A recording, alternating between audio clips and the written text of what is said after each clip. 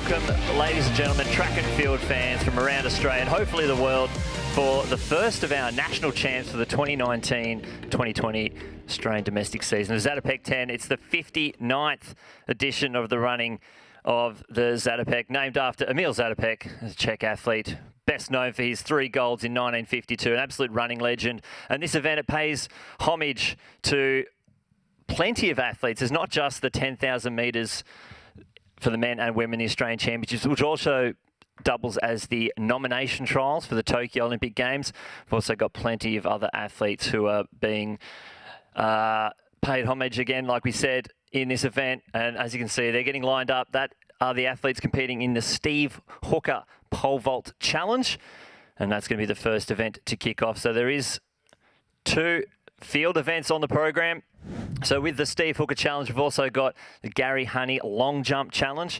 And this is a great opportunity. There's not many team events in athletics, but we'll see plenty tonight. Not only these combined pole vault and long jump competitions, but plenty of 4x400s, a mixed under 18, and the AS Victoria men's and women's open 4x4 finals. We also have some under 20 3,000 metres, the D. Costella and Ondieki under 20 men's and women's 3,000 metres, as well as the David Baxter Memorial 100 yards. There'll be heat and finals for that one, but it's the big 2, the Zatopek women's and Zatopek men's 10,000 metres, the Australian Championship, and also the Tokyo 2020 nomination trials.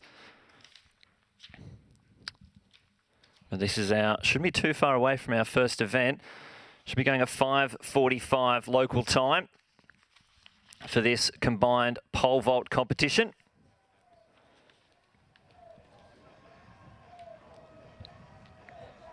And there's a few of our athletes, 2 of our athletes, actually 3, have just competed recently at the Australian All Schools Championships over in Perth, and they've made the trip back to compete in our event.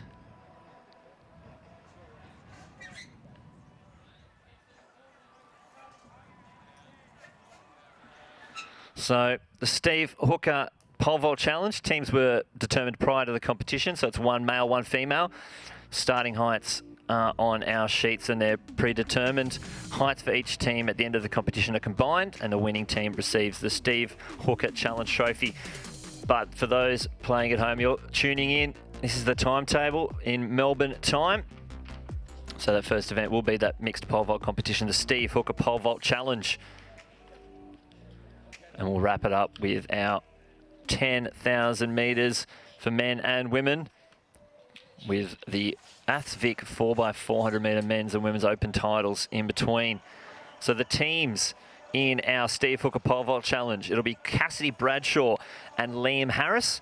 They'll be both teaming up. They'll be Team Navy Blue. We have Alicia Kenshol and James Woods, Team Yellow. Olivia Gross and Dalton DeMedio in Team Light Blue. Tamara Mancuso and Joel Pocklington, Team Purple. Grace Barth and Lachlan Burns, Team Black. And Catherine Ianello and David Thompson, Team Red. So our athletes, so for example, Cassidy Bradshaw and Liam Harris, both of their heights, their final heights achieved will get combined. And that is how we will find the winner of the Steve Hooker Challenge. So it's another exciting, adds an extra dimension here to this pole vault, something, a little bit of fun, finish off the season. And it's always a great way to finish it off. Out at Box Hill Athletics Track this year, with Lakeside getting relayed. And there's Joel Pocklington, 2014 Com Games representative. Just going through his warm-ups. He'll be in Team Purple with Tamara Mancuso.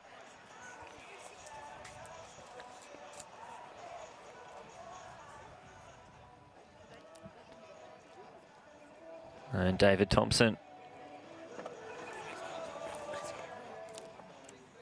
So the height progressions, which they've pre-placed in here, girls will be starting at 3 metres 20, 40, 60, and 75, 90, 4 and 410. And with the guys coming in, we have 420, 40, 60, 75, 90, 5 and 510.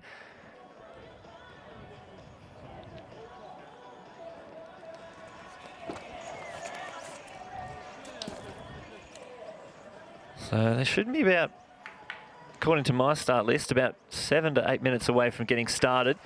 That's the first event on the field. The first event on the track will be the heats of the David Baxter Memorial 100 yards.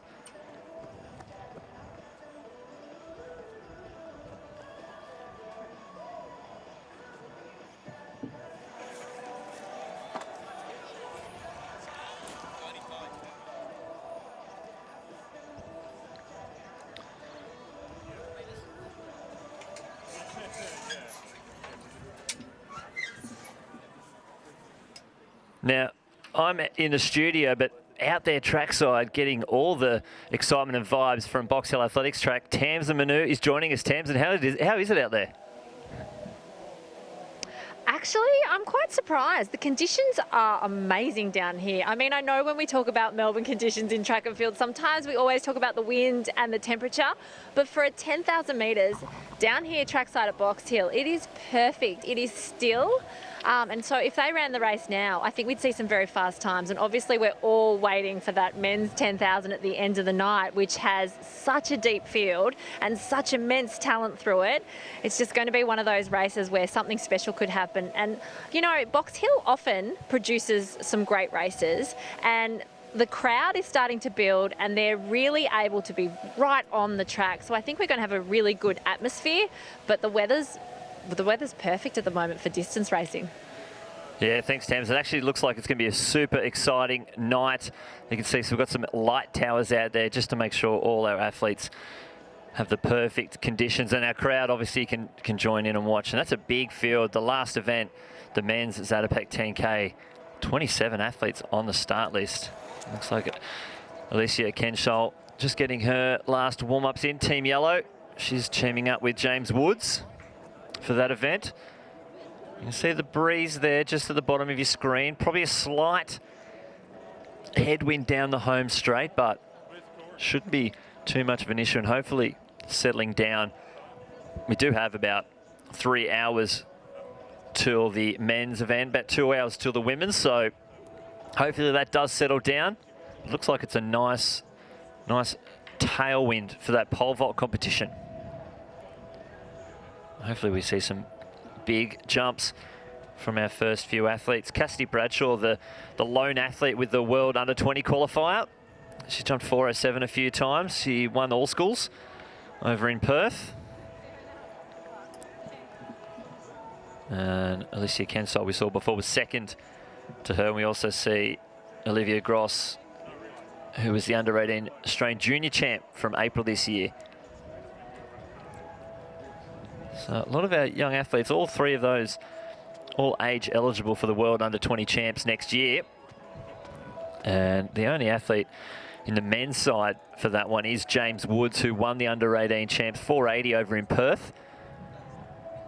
And he'll be trying to get that 5:13, the World Under-20 qualifying height. And here he comes now. James Woods teaming up with Kensol.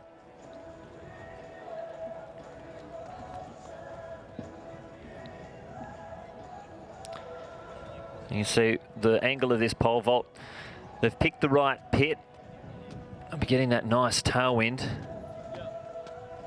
There's a couple of our athletes. Looks like Sarah Eckel and Adam Diddick just discussing their tactics and warm-ups before the 1,500 metres, which will go at about 6:10.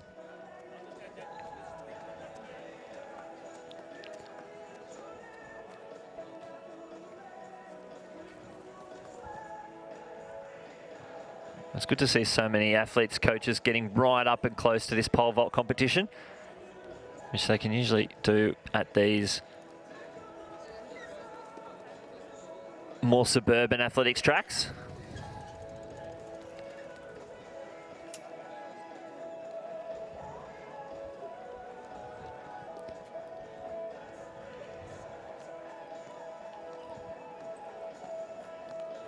And the last few warm-ups for our long jump. So the long jump competition, same format as our pole vault. The highest ranked female athlete has been teamed up with the lowest ranked male athlete, and the combined distances will be awarded the Gary Honey Long Jump Challenge champions. So we shouldn't be too far away from start in this pole vault.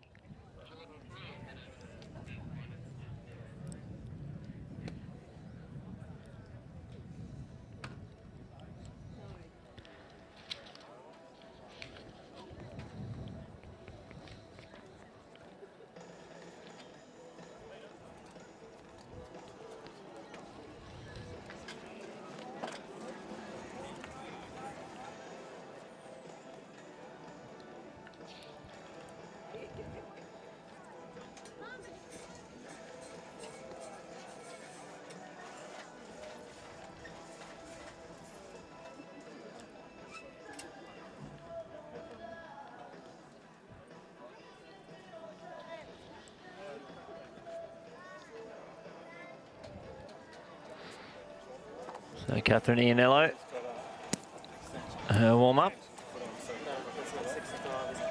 4 metres, please. Yes, at the moment it's about 60.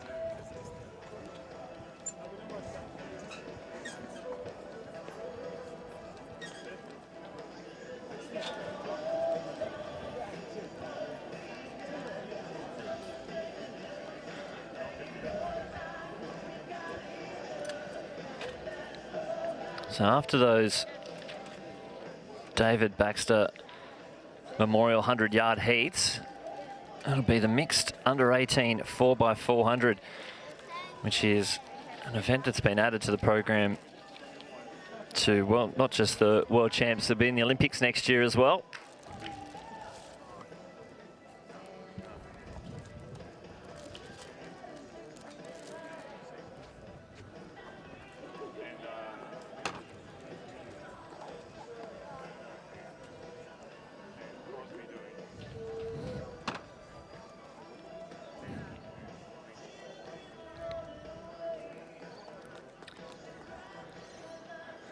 So we've just had a report from the track that no heats required for that David Baxter 100 yards.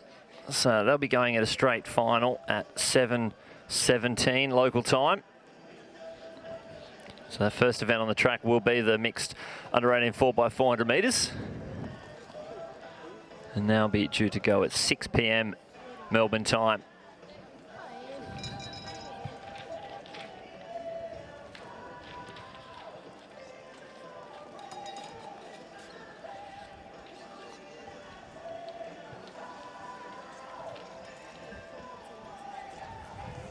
So they're really getting plenty out of these warm-ups. Ken Scholl, Team Yellow.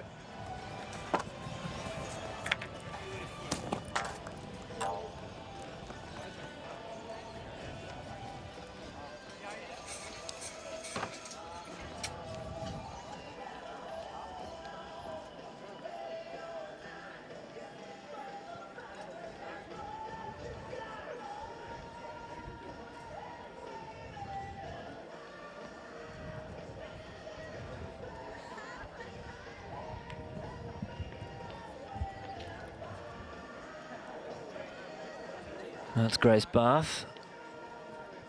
So again, the teams for this pole vault, Steve Hooker pole vault challenge, and Cassidy Bradshaw and Liam Harris in Team Navy Blue. Alicia Kenshall and James Woods, Team Yellow. Olivia Gross and Dalton DeMedio, Team Light Blue. Tara Mancuso and Joel Pocklington, Team Purple. Grace Bath and Lachlan Burns, Team Black. And Catherine Ianello and David Thompson, Team Red.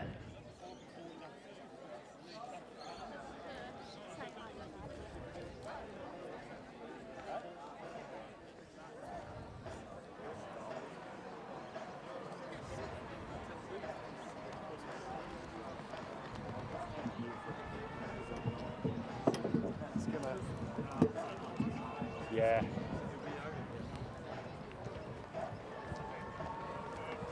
you guys have a picture back on one? Yeah, cool. Just, I can't guarantee that's going to sit there. We're just going to watch it for a bit. Feel free to use it, but.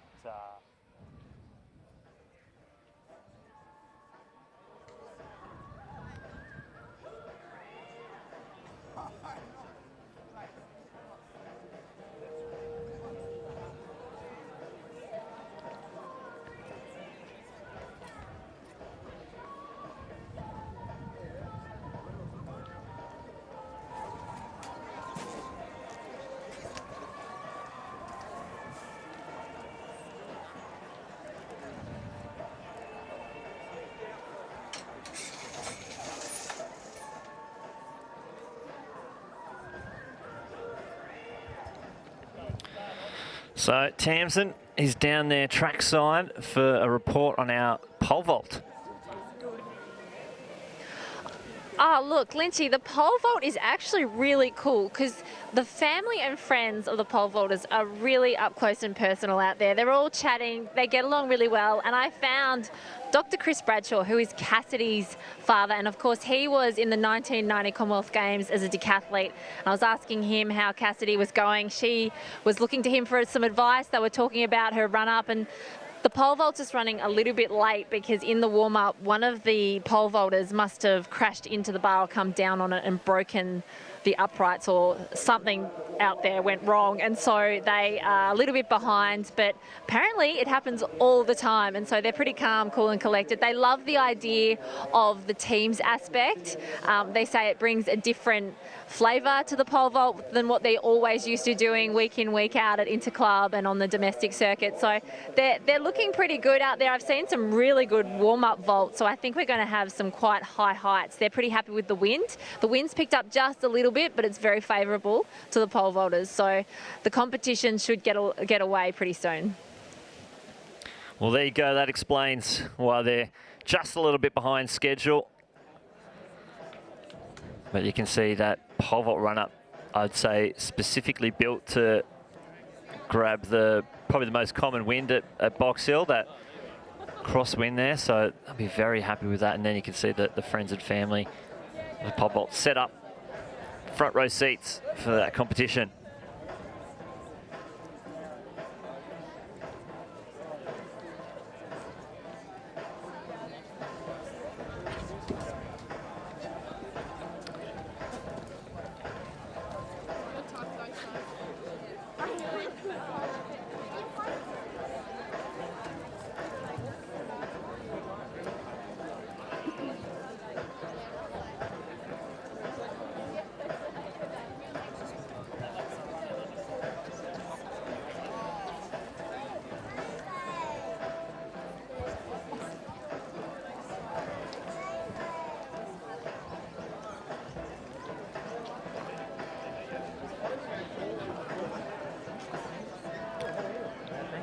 So for those who just joined us, the pole vault shouldn't be too far away. Bit of a mishap in the warm-up, so a slight delay.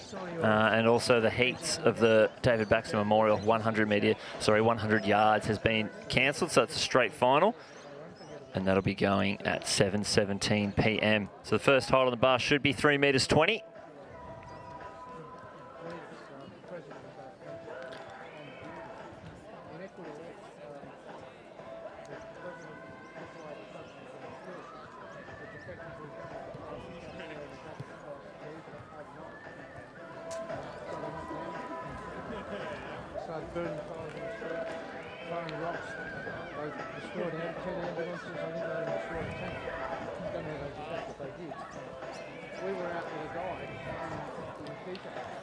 So again, an update on the teams. One male, one female together. So Cassidy Bradshaw, Liam Harris in Team Navy Blue. Alicia Kenshall, James Woods, Team Yellow. Olivia Gross, Dalton DeMedio, Team Light Blue. Tamara Mancuso, Joel Pocklington, Team Purple. Grace Barth and Lachlan Burns, Team Black. And Catherine Ianello and David Thompson, Team Red. While we just wait for the first athlete to get underway, let's hear from our partner at Coles. At Coles, we're proud to be a major partner of Athletics Australia and Little Athletics Australia. To celebrate the partnership, we're donating millions of bananas to Aussie athletes and providing equipment grants to Little Athletics centres across the country. They're just some of the ways that we're helping support Australian athletes run, jump, throw and grow this season. Good things are happening at Coles.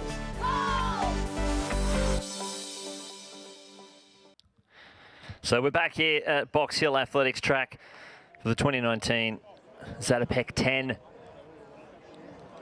the National Championships and nomination trials for Tokyo 2020. So plenty up for grabs here.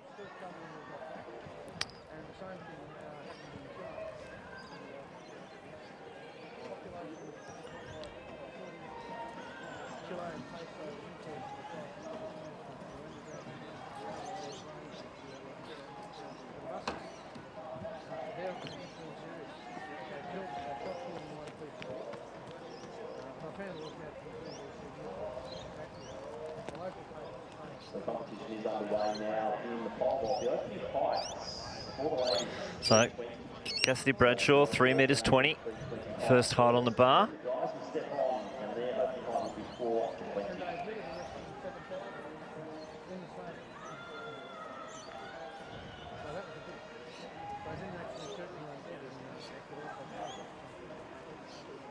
An easy clearance there for the under-18 all-schools champion. First attempt at 320.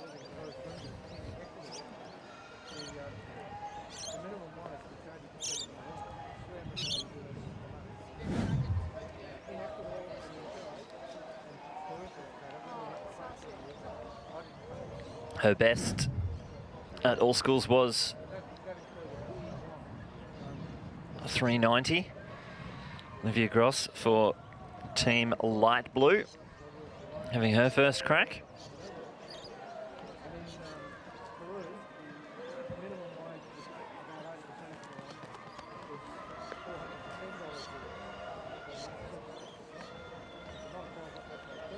And another easy clearance. Yeah, so pretty good jumping so far.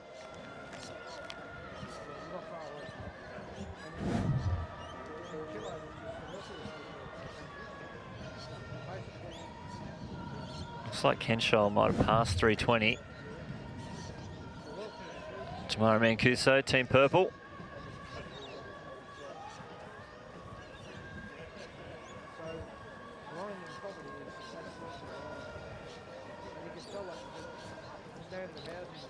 Some excellent positioning there from our officials. They really know how to find a camera.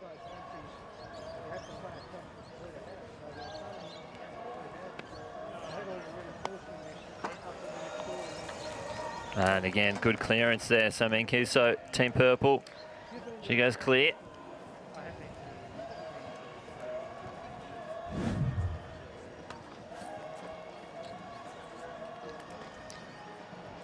Should see Grace Bath next for Team Black. There we go, and then Ianello from Red. Let's see if we can get all our athletes clear over this 320.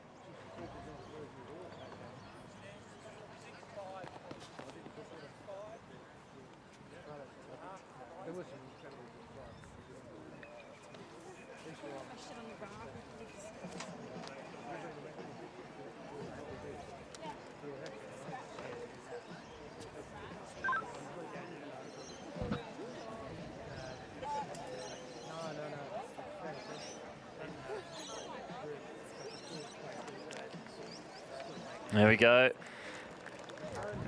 First time clearance for Bath.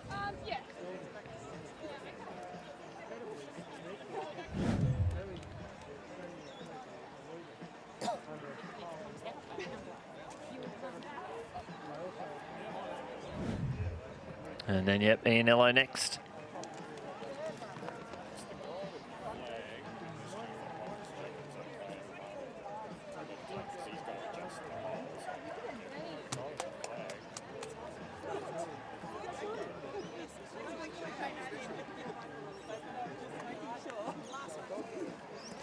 First miss of the competition. Ianello, Team Red, just missing her first attempt at 320. It looks like Tamsin has found an athletics icon, Maury Plant. Well, Lynchy's called you an athletics icon, but if you want to talk to athletics royalty, the person who knows the most about athletics, his knowledge is immense. Maury Plant, agent to the stars. Now, the 10Ks are on tonight, and they look like they're going to be cracker races, don't they? Well, I'm glad you remember that the 10Ks are on tonight, Tams. And no, these are going to be very good races. Zatopek, of course, is a great meeting, traditional meeting in Victoria. It's about the 10K always and only about the 10K, the women's race. Brekacek, Australian girl, running very well. Look for the Canadian. She is going to be very tough. This girl made the final in Doha. She's going to be very tough. But also, don't dismiss Genevieve Lacaze, because I tell you what, she's been training very well. She's come down from altitude. She's training very well. I'm not sure there's a pacemaker in this race.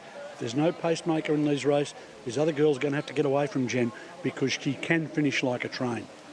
In the men's, Hang on, wait one sec. Jen Gregson, you saw her yesterday. You watched her eat her dinner. Firstly, what did she have for dinner the night before a big race? She had a very, very healthy meal. It wasn't the meal I was fancying. And do you think, like, it's a step up in distance for Jen, but she's one of our toughest competitors. Do you think that she has that ability, if the races run right, to add the 10K to her repertoire? Yeah, of course. She can run that race, but it's just how fast she can run the race. Now, her biggest problem might be if the others decide to really push it in the middle, and then that's going to force Jen to make a move perhaps before she wants to. Yeah. But it's going to be tough. The tactics play such a big part in these distance races, and I think that if you saw Jen in the race and you know that she's got that good speed and she's tough, you'd want to push that pace before the finishing kick came. But you did want to talk about the men's 10K. The depth in this race, is it one of the best fields that you've seen for the Zatopek 10K well, it ever? takes me back to the time when we had 3 or 4 under 28 minutes. I'm certain this is going to go fast. The conditions here at Box Hill are superb.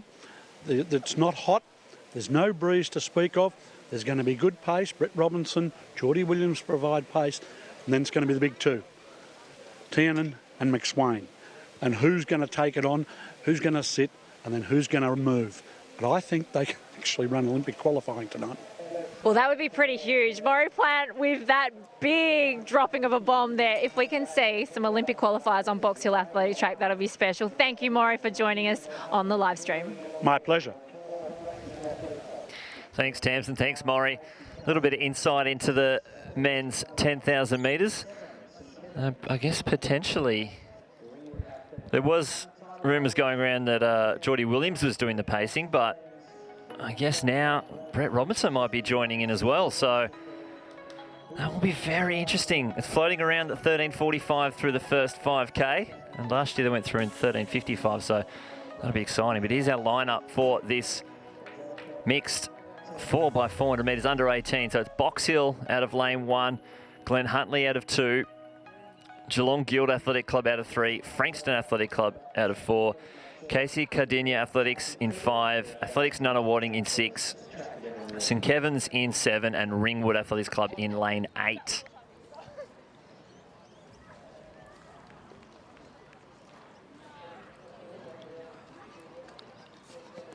Now, normally there's no particular rules on how these teams need to be assembled. It could go 2 males, 2 females, 2 females, 2 males, switching back and forth. So it is always interesting. I know the IAAF, or now World Athletics, was thinking about trying to determine a set order, but I think that just, what's the point of having a mixed race if you're just going to do the set order? I think the most exciting thing about the mixed 4x4 is the ability to just make changes. I know at the Continental Cup last year at the end of 2018, they had team captains for each of the areas, and they had the ability to actually switch order mid-race. Obviously not while the person's running, but you know, if you were too far behind and you had a male and a female left, you could have switched it up. You want your male to anchor just because you wanted to make a change. So I think that does make it a little bit exciting, and I'm sure it gives these younger athletes an opportunity to get out onto the track. A lot of them have probably come from the All Schools over in Perth.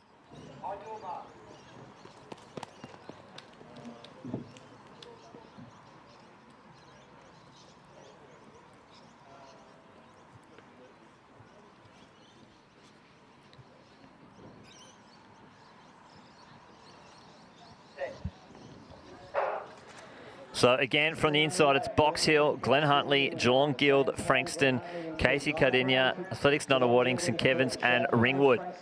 And as you can see, our athletics clubs using very different tactics.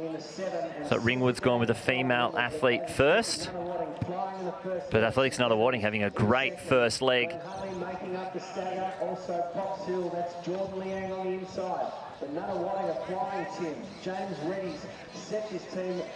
So Nunawading's going to lead this field into the home straight by a long way. Probably Glen Huntley and Box Hill, the next two clubs.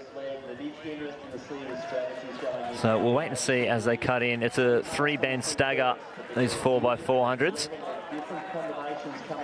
We'll see who changes first. Glen Huntley's changed first, and they've both got females at the moment. So the first 4 teams have gone male, female. As they go to Another warning. It's going to be Glenn Huntley going to cut in first. Down the back straight. Here goes the sprint down the back straight between the two leading athletes. Another warning moving to third. So there's another warning at Box Hill.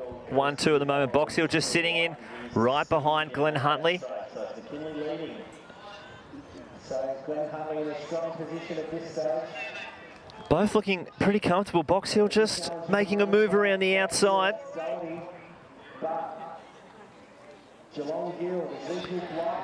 And here comes Geelong Guild, though. They've gone a male on their second leg. It's a big move around the outside. We'll see who makes the change here. Geelong Guild's going to change the baton. And they've gone female athletes as well.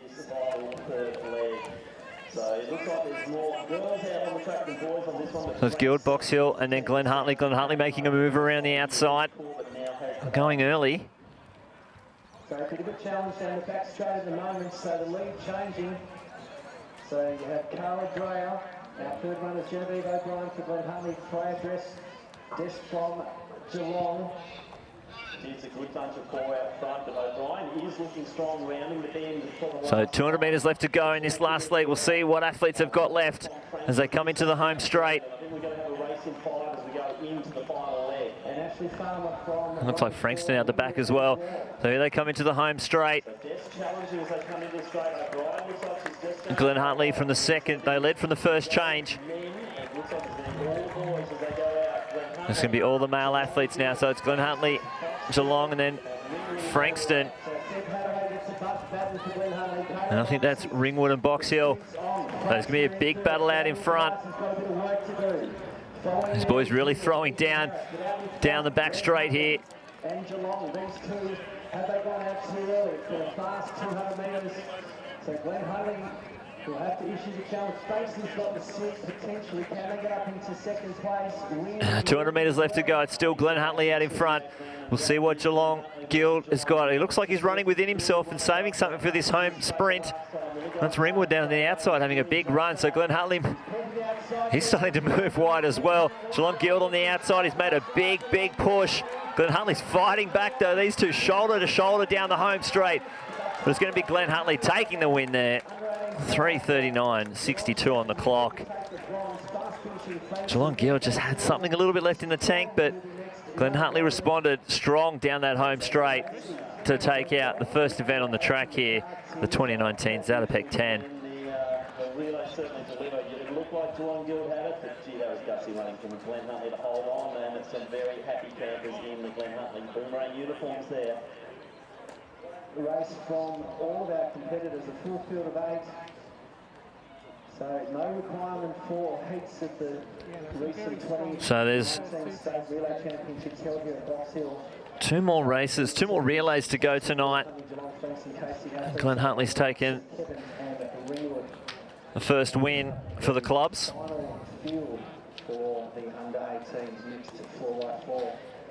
And they'll feature in both the men's and women's event. But Tamsin is now down trackside with the winners of that under-18 mixed 4x4, Glenn Huntley. I am. I'm with Seb, James, Genevieve and Amy, who are very happy. They're also very tired. Now, who chose that order? James just said not him because he was first, but you got them off to a great start. Cheers. After running a 400, it's pretty hard to get your words there. Now, Amy, is it tough when you're running against the guys? Yeah, but our leg was mostly girls, so that was good. We didn't want to run a girl last because then, you know. No, I liked that. I could notice that there were guys on all the last leg because that would be pretty tough. What about you, Genevieve? You had a few boys in your leg. Yeah, it definitely pushes the pace a bit, but it wasn't too bad. It was all right. And Seb, that last leg, that was pretty strong from you. That was a close race. You stayed pretty relaxed. We are happy with how you held your form.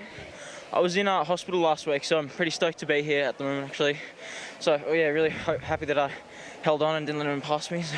Oh my gosh, you did more than just hold on. That was an amazing finish. What were you in hospital for? They thought I had pneumonia, but it was just chest infections. Okay. Okay, so watch Seb because he is made of all the right stuff to be a great athlete. Well done, Glenn Huntley. Well done, great race. Mixed 4x4 chance. Thanks. Oh, Jesus. Thought he had pneumonia and he's popped out a massive last leg only a week later. Pretty good shape, I think. Hopefully this doesn't knock him back too much, though. Putting himself smashing down the home straight. Had plenty in the tank, so he's done well.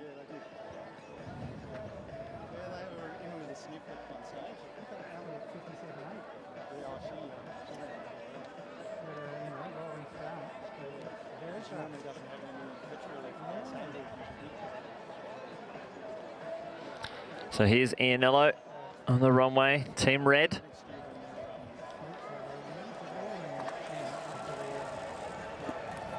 No good on that one.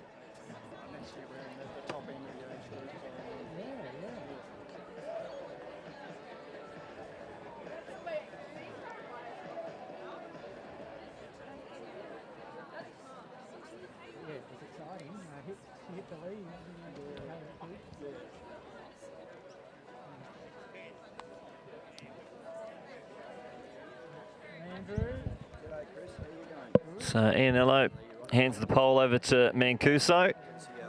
She's in Team Purple. She'll be teaming up with Joel Pocklington.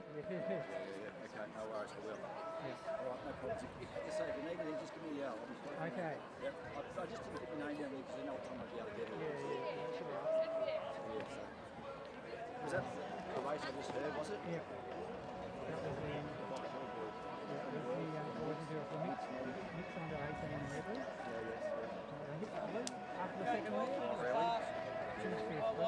About 3 minutes.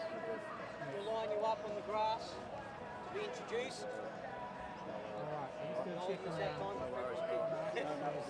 Good clearance there from Mancuso.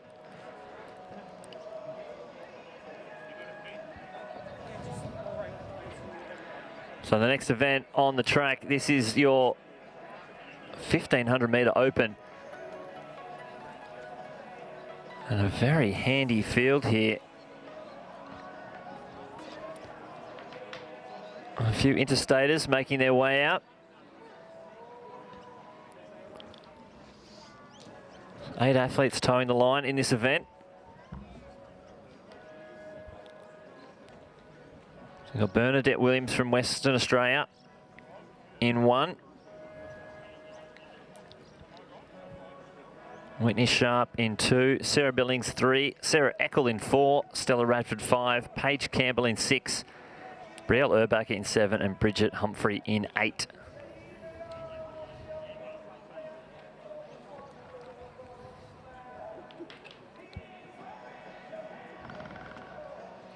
So no athletes in this eligible for World Under 20 champs.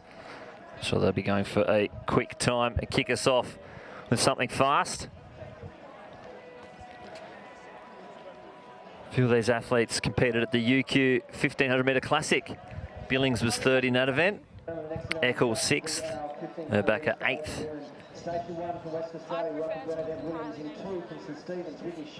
I'm sure they'll be wanting to improve on their season's best. Finish off 2019 with something fast. A lot of these athletes also might be heading down either to the Steigen #1 meet or the Albie Thomas Mile, Australian Mile Championship. So I'm looking for something quick here.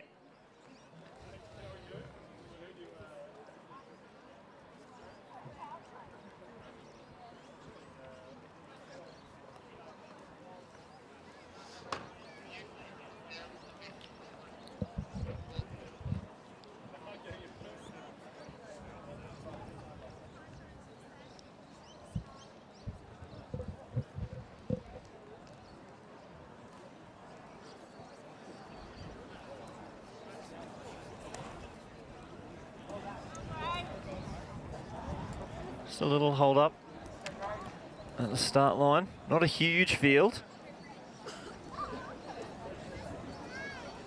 Just missing Lily Price off the original start list from what I can see.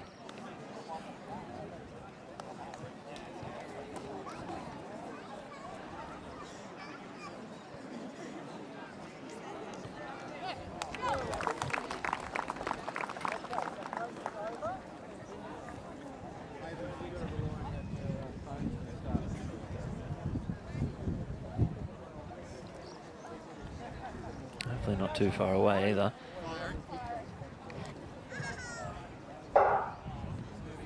Yeah, just mucking around with the starting system, so hopefully not much of an issue with the transponder setting up the photo finish to get a electronic time. What did he just say? Here's Catherine Iannello in the pole vault. No good on that one.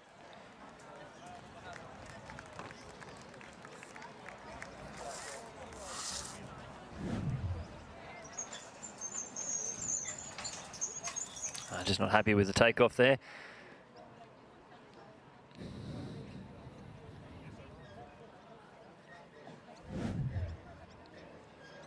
So we are away here finally. And we'll go from the inside. Hip number 1, Bernadette Williams. 2, Whitney Sharp. 3, Sarah Billings. 4, Sarah Eckel. 5, Stella Radford. 6, Paige Campbell. 7, Brielle Urbacher. And 8, Bridget Humphrey. And they're going 1-2 at the moment. That's Bernadette Williams and Whitney Sharp. The fastest 2019 time this year was Bernadette Williams from this field, 3:13.52. She did it at the Oceania Champs up in Townsville. Whitney Sharp just on the outside. Eckel, who was 6 at the Classic, the UQ Classic. She's gone to 4:14.95 this year, the South Australian. She did that in Nashville. And Brielle Urbacher on the outside. Billings coming out the inside. She was 3rd at that Classic. 4:29.32 for her. Up in Queensland in the early starts of November. Paige Campbell, she was out here the other week, only a couple of days ago actually, for the Vic Milers, and she took the win there.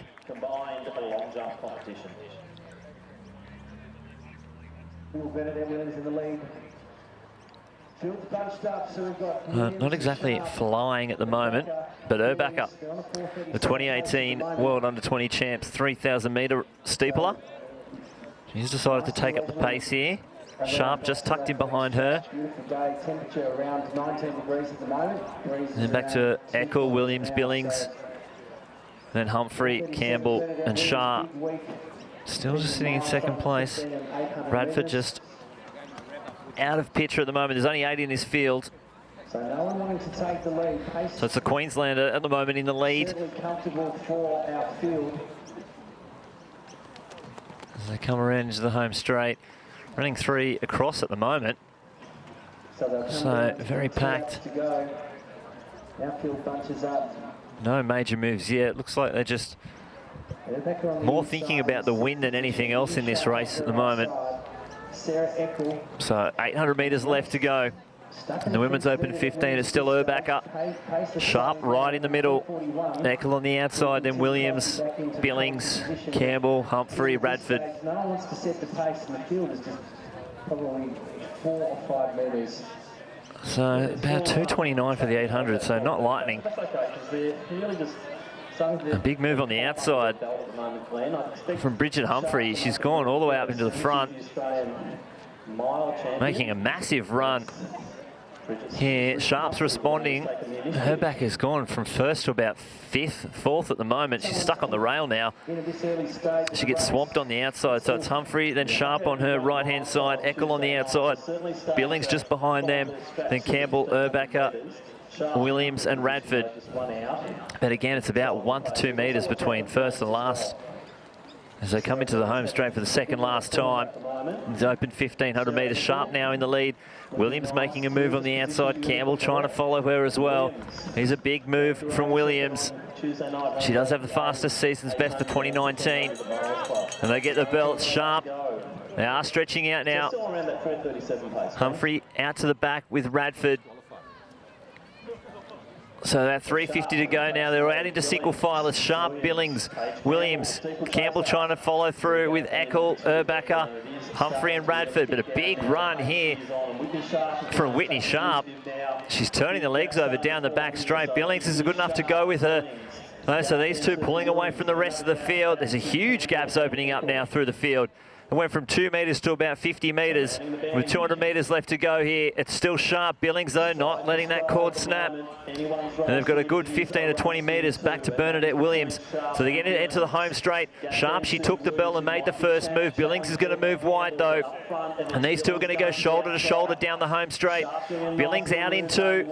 This is almost like the 4x4 finish. Billings just in front. Sharp not letting it go. But it's going to be Billings. She's going to hold on and take the win here. 4:24.55 from Sharp. And then Williams, Campbell, Eckel, and then Radford, Urbacher and Humphrey. 4:24.55. Some good strength there from Billings. The 8 women field here in the 1,500 metres open for women. And then she'll finish her 1,500 metres. So that'll set her up for the, I think she's competing in the mile championships next weekend. A good battle down the home straight between Sharp and Billings. Sharp made the first big move, but Billings was strong enough to tuck in behind and make her move down the home straight.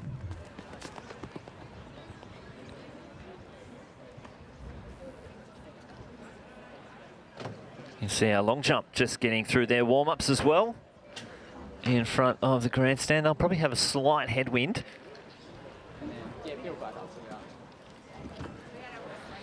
But we've got Tamsin down trackside with the winner of that open women's 1,500 metres, Sarah Billings.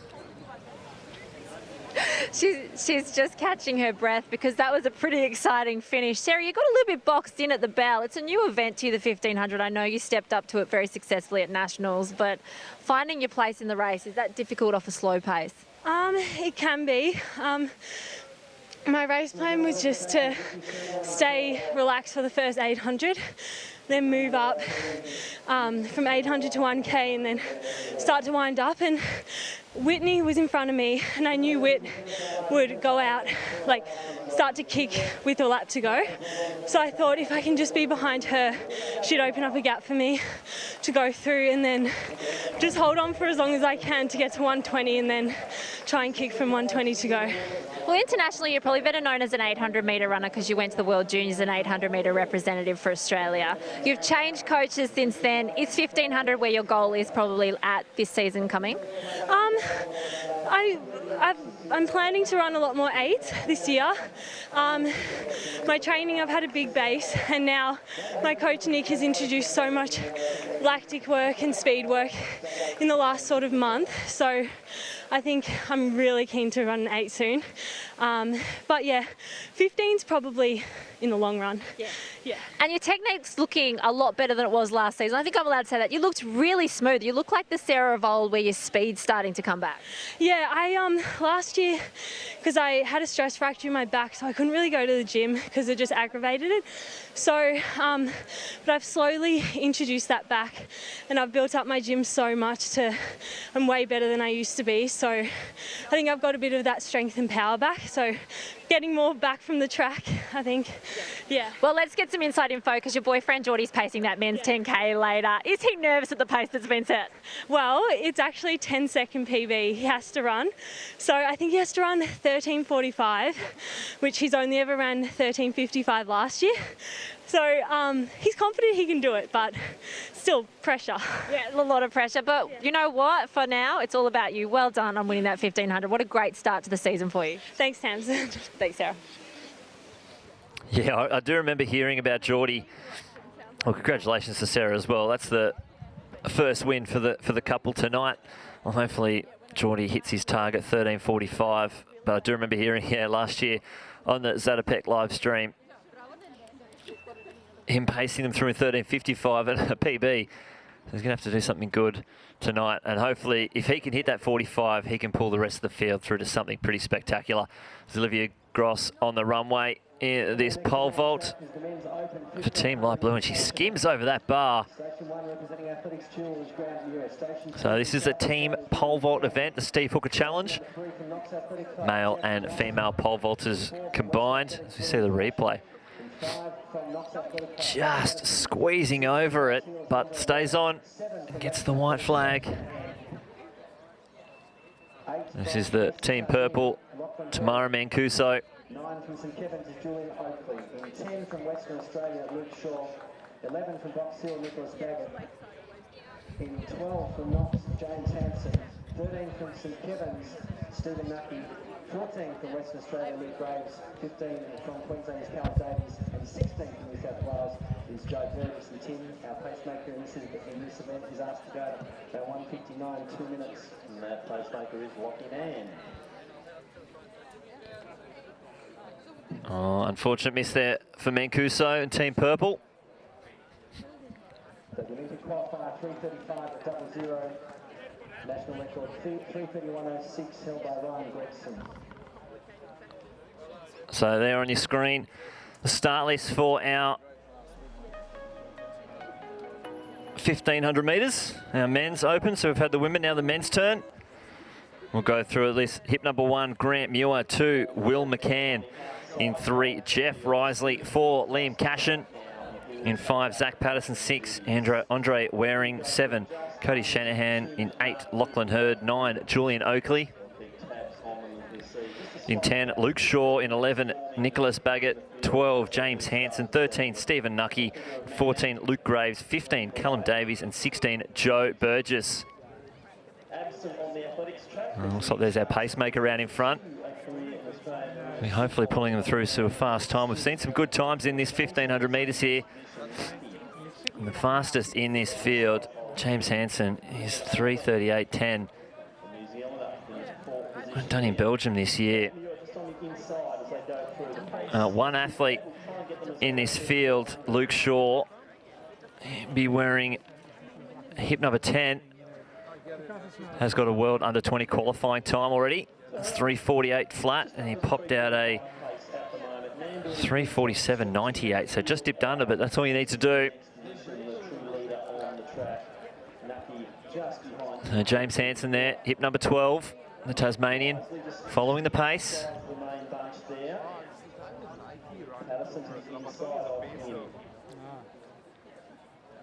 Very different race to the women's race. Obviously no pacemaker in that women's event.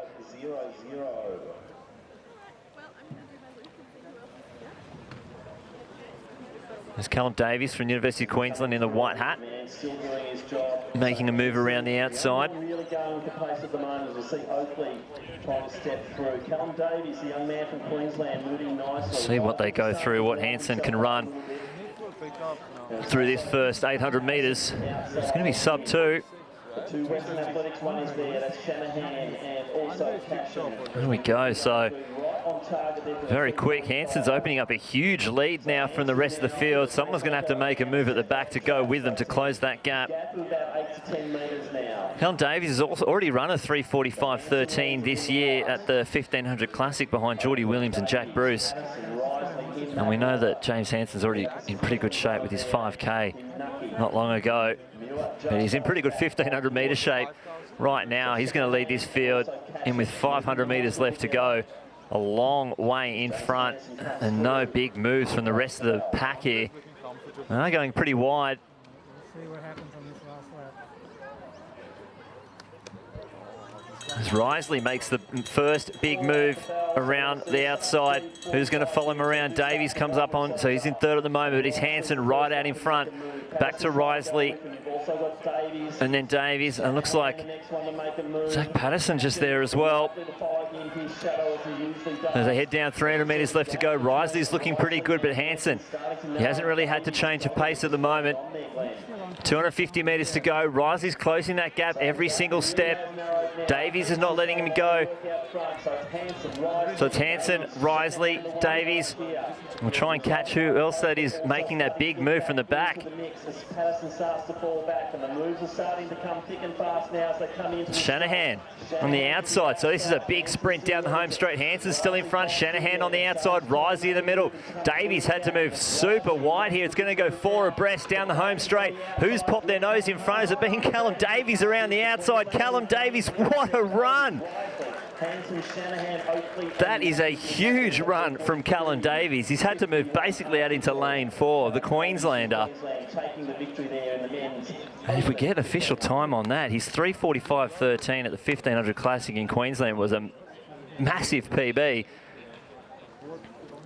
And that looked like it could have been 3:43 there. A huge run around the outside, taking plenty of scalps. Paul Hansen did all the work early, just couldn't hold on.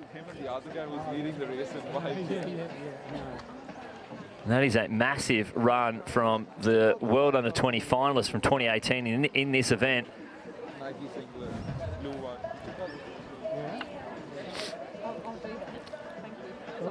3:43.51. That's what they've given it there. I don't know what the 1 and the 5 is though, because Callum was neither of those numbers, but huge run there. Risley getting up for second, Hansen finishing in there for third. And we'll try and see what those other results are, because that was some excellent racing. I'll try and get you those as soon as possible. So we cut back to Mancuso.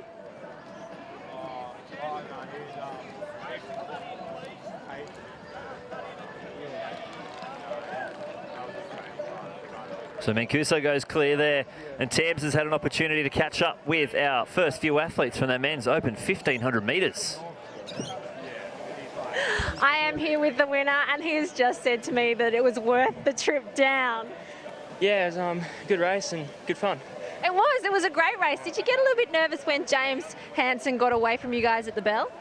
Not really. I just came down to try and get a PB. I wasn't really thinking about placing or anything, so not really. So you got to be pretty stoked with the win if you're just coming down for a PB. Yeah, really happy. Now tell me, why are you running in a hat? My hair's too long and it annoys me if I don't wear a hat. I love it. Well, Callum, well done. You celebrate that victory because it was a great race. Thank you very much. Now I had to grab the second place getter, Jeff Risley, because welcome back. Yeah, it's good to be back. It's been a little while out, so slightly different focus now. I'm just sort of trying to get back into the racing and sort of the mentality. Training's been going well, but as racing's just sort of another level, so need to start sort of adapting the body to that. Well, it's been a little while since you've been representing Australia at Olympics and World Championship level. Now, tell us a bit about your journey, because I know you had some pretty extreme injuries. It's been challenging. I had surgery and living on anti-inflammatories, and then I sort of had a year out with mental health, which it was probably the hardest thing. And just sort of coming back, and had the surgery with no sort of aspirations to come back and run, just to enjoy it again. So it's sort of just been the process, and every time training keeps going better and better, you sort of just keep raising the goalposts. And so here we are, first sort of race of the season, which is good. And you've got something written on your hand. Can I ask what it is? Gary Maritas has a saying, "I want, I can, I will." So it's sort of, when I'm struggling with my mentality, it's more, and I sort of start getting really anxious, I just try and bring myself back to that and focus on the breathing. And so shout out to Gaz. Work with Freeman, you know him really well. So he's been a big supporter of mine, and just sort of trying to learn new tricks when you get a bit older to keep up with the young ones. Yeah, well, you're looking pretty good out there now. I know that it's a big ask now straight after a race, but do you have any goals leading into next season now that you can tell that you're back in shape? Do you think maybe you'd start to look at Tokyo Olympics as a possibility? I had a 5K the other week and that didn't go that well. 5K is a bit far for me.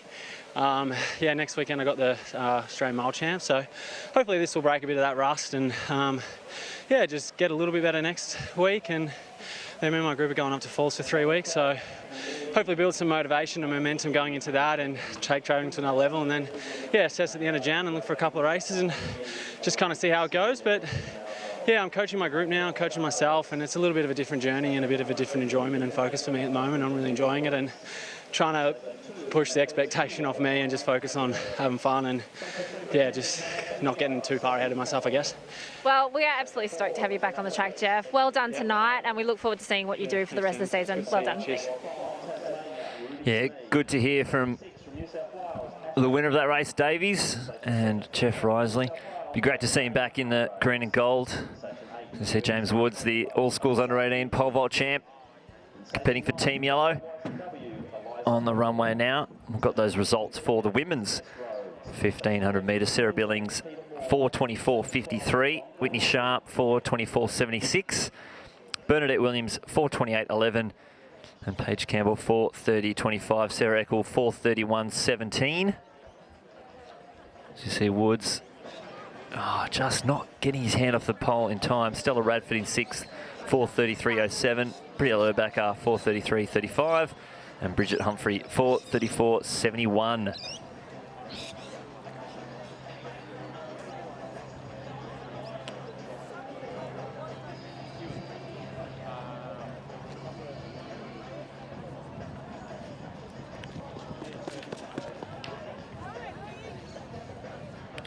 So we are straight into the next event here on the track.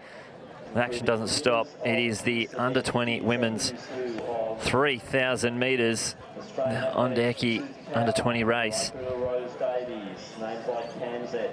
The qualifying time, a few athletes in this field with the opportunity to get that time. It's 9:21.50, and your start list: hip number 1, Rebecca Waters; in 2, Heidi Demio; in 3, Sophie Coughlin; 4, Ebony Dodemaid; in 5, Ruby Smee; in 6, Asha Martin; 7, Shane Hargraves; 8, Alyssa Bearsy; in 9, Eliza Lapere.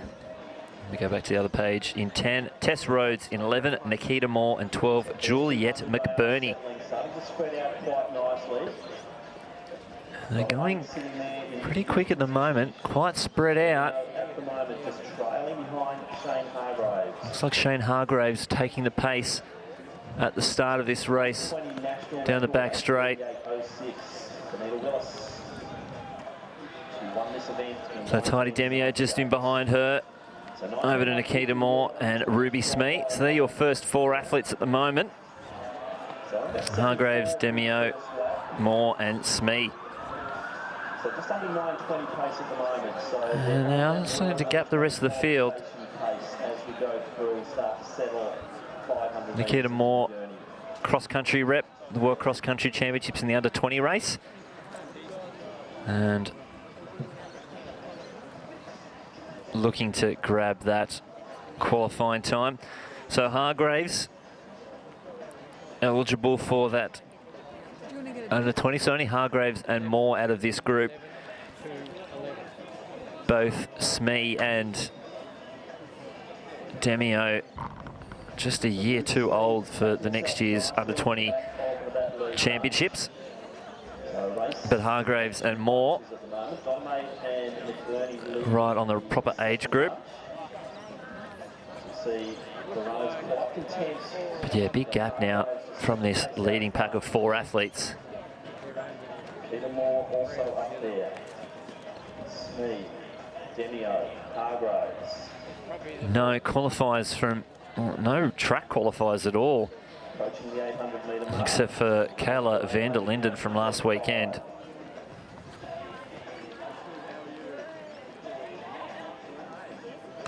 That 9:40 pace has. I haven't got any results back for that 1,500 metres, but as soon as we do, I'll let you know the official times for that race. It's dropping slightly. Also, the tactical race. So still Hargraves out in front. She checks the watch. Joining that fantastic list of names. Smee just coming up around the outside. Demio on the rail. Moore just tucked in there, looking pretty comfortable. So Hargraves, Demio, Smee just getting a little bit impatient. Start to make her move ahead of the. And there's their 1K 3:16, 67. Also there, Asha Martin from New South Wales. 2Ks left to go. No major moves from that chase pack yet. So it looks like we're just left with a field of 4. As I say that, there is a few moves. Trying to cover that up. And still Hargraves out in front. And they're closing this gap pretty quickly.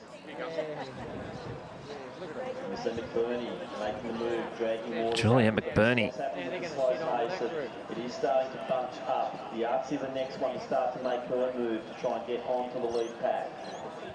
So Demio quite content to. And Rebecca Waters tucked in. So McBurney and Waters joins the group. Slipping towards the 10-minute mark. 9:52 predicted time based on the 1,200 metres. Oh, and there's a move from Moore around the outside. She doesn't want this to be slow. She wants that qualifier. They're really going to have to kick up the pace here. The new leader might take over soon, and that has just happened. And there's Moore straight out into the front. Demio and Smee, McBurney and Waters. So Hargraves goes from first to 6th. very good move. So a great run from her at the national. So now it's Moore out in front. Demio, Smee and McBurney. Waters trying to follow that pace though, and go with them.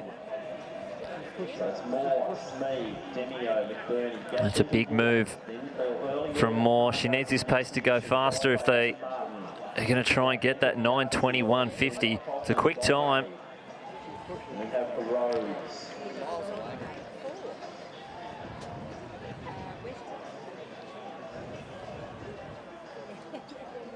Significantly faster than the World Athletics qualifying marks. So that's Nikita Moore, the Queenslander, out in front. And now these four are opening up a gap to the rest of the field. So Moore, Smee, Demio and McBurney.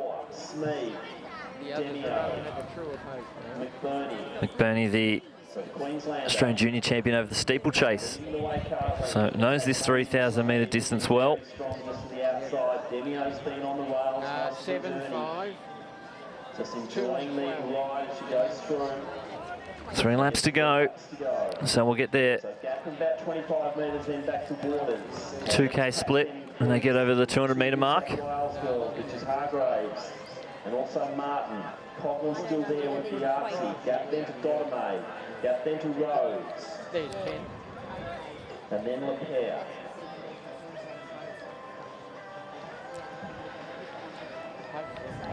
Hopefully they're all right. Demio just seems to have a little bit of momentum, but holding herself back in that third position. So about a 3:14. 3:15 there. Big squeeze up the inside, Demio. So still more out in front. About 900 metres left to go in the Ondieki, under 23,000 metres. So more Smee, Demio and McBurney. And then a good 50 metres back. It looks like Waters still holding into that 5th position. As we see a lead group of 4 come through to get 2 laps to go. So 800 metres to go here. It's still more out in front. McBurney in that order. Demio, Smee, McBurney. Next on the track. Coghlan starting to come through and taking Martin with her. Then Biartzi, then Hargraves and Dottermaid. There's really only been one move from Moore. She's dragged the rest of this field through at the moment. McBurney, she'll need to pick up that pace if she wants to go with the athletes out in front. Smee kind of stuck in no man's land as Demio moves up to the shoulder of Moore. So these two going side by side. And a big move there. Demio out in front now. 600 metres left to go. Demio makes the big move. Moore responding. And they've left Smee and McBurney in their wake. They're going to come into the home straight for the second last time, and it's going to be Demio for the first time in the lead. Really starting to form, so that move by Demio at 600 really has proven to be an important one. We'll see if Moore can hold on. Does she have anything left in the tank after leading for the middle kilometre?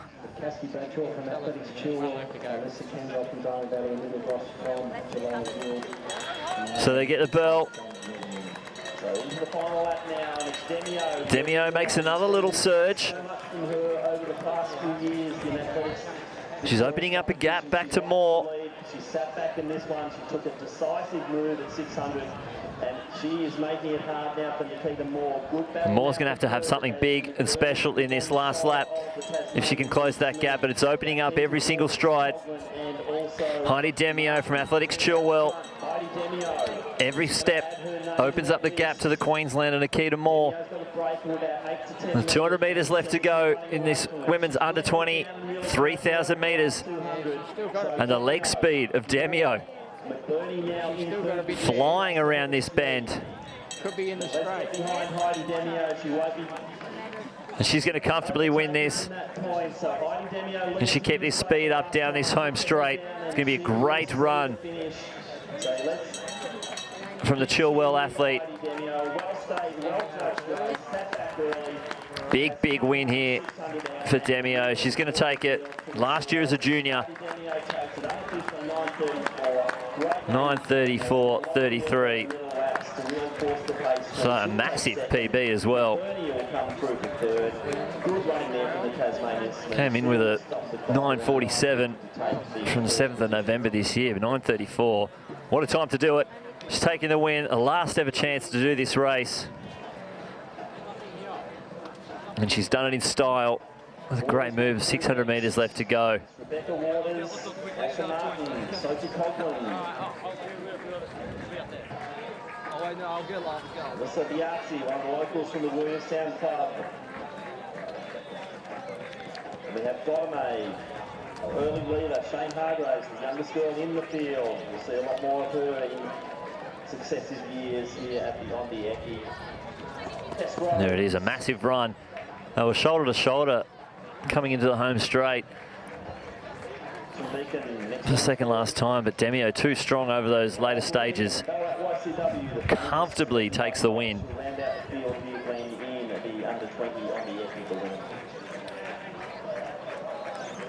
And great calling to the first of two of our 3,000 metre events. Brought to you this year by the Fred Lester Distance Running Fund. We have a special page if Neil Hunter could make his way out to the presentation area. It's the first year. Back to Olivia Gross in this pole vault. And unfortunately, not clear there for Team Blue. Dalton Demedio.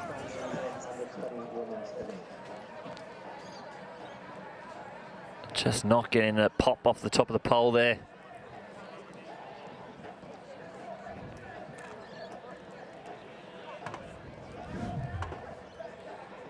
And here's Mancuso.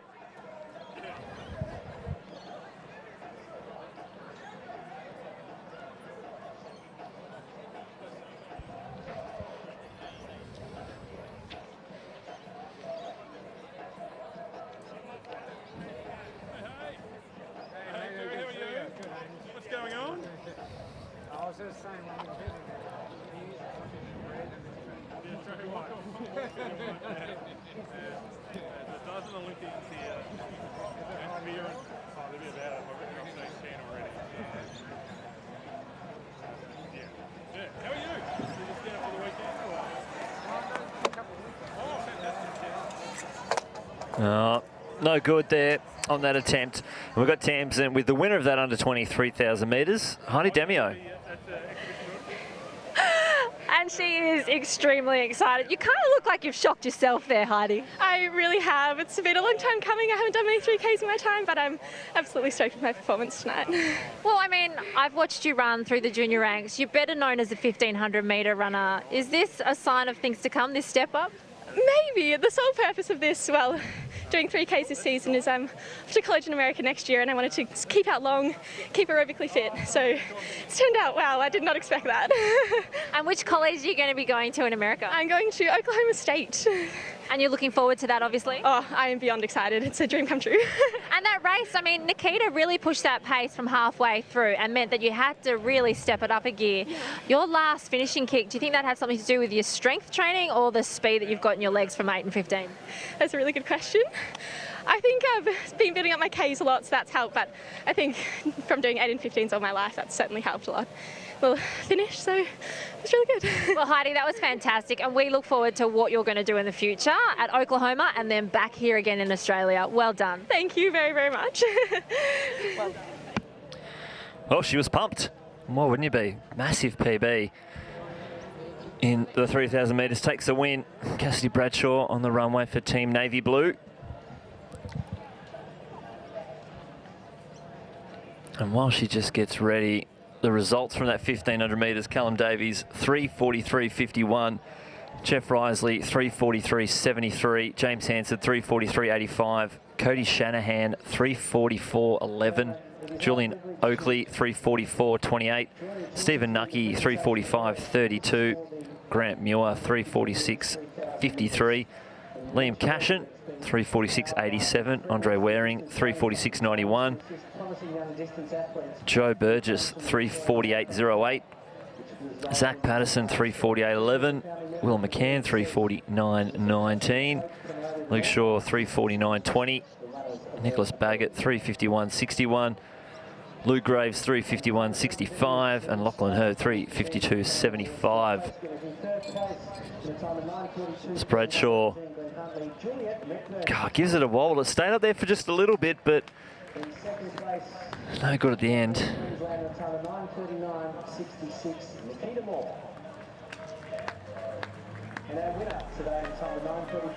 So here's our start list for the De Castella. So a big round of applause for Megan Sloan for her achievements, but also representing the Fred Lester distance running fund. Congratulations to Heidi. So a few athletes in this field will have an opportunity for the World Under-20 qualifier 8:13.50. One athlete has that already, Sam Clifford. He's 8:11.40. He's not racing tonight though, so it's a wide open field here. 13 starters in Station 1 from Western Australia, Kai Robinson. Station 2 from New South Wales, Drew Fryer.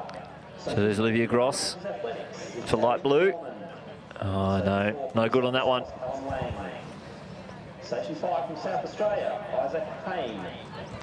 Station 6 from Queensland, Jude Thomas. So while they're getting introed, we'll run through them when they start, but the official results for the women's Ondieki 3K, Heidi Demio 9:34.32, Nikita Moore 9:39.66, Julia McBurney 9:42.41, Smee 9:44.73, Rebecca Waters 10:04.08, Asha Martin 10:05.87, Sophie Coughlin 10:07.55, Alyssa Bearsy 10:14.13, Ebony Dodemaid 10:18.17, Shane Hargraves 10:21.09, Tess Rhodes 10:37.05 and Elise Lepere 10:49.16.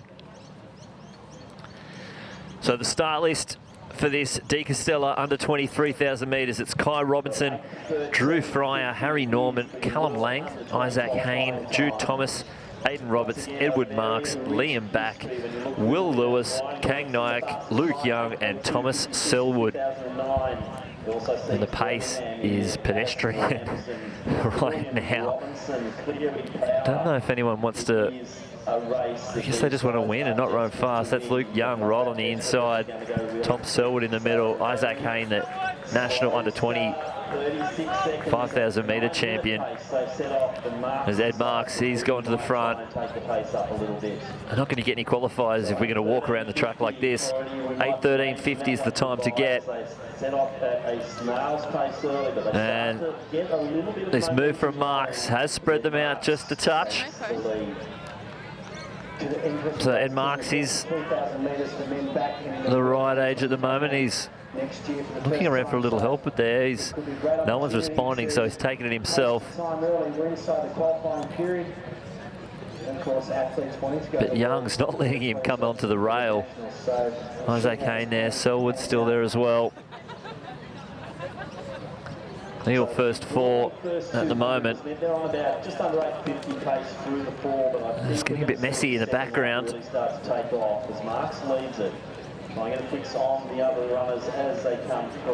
And they bunch up again in this home straight. It's going to be very, very messy if they keep it this slow. And you can see Jude Thomas just getting caught up. Number 6 there. Isaac Hayne. National champion Kai Robinson makes a move around the outside.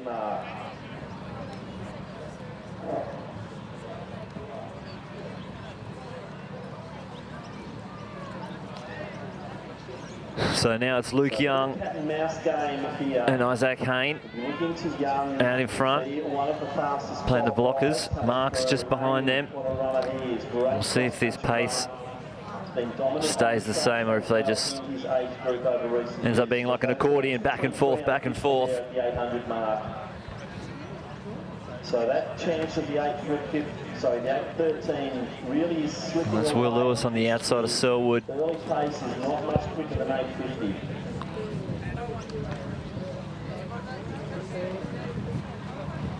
Hayne leading it. So it's Young and Hayne. Marks from Glen Huntly. Then the two St Kevin's athletes. Kai Robinson on the outside. Tom Selwood on the rails. Another big performance by him on Tuesday at Miles Club. Tall figure there. And Nyack is just there as well, as Robinson gets a little bit left behind. So they've gone through their first K. I don't know if 8:13.50 is on the cards here.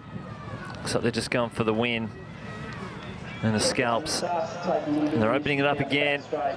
Luke Young, we know he can run a good 1,500 metres. Went 3:44.29. Start of the year. And they're stretching out now. Single file. Of Young, Hayne, Marks, Lewis, Selwood, Nyack. First 6.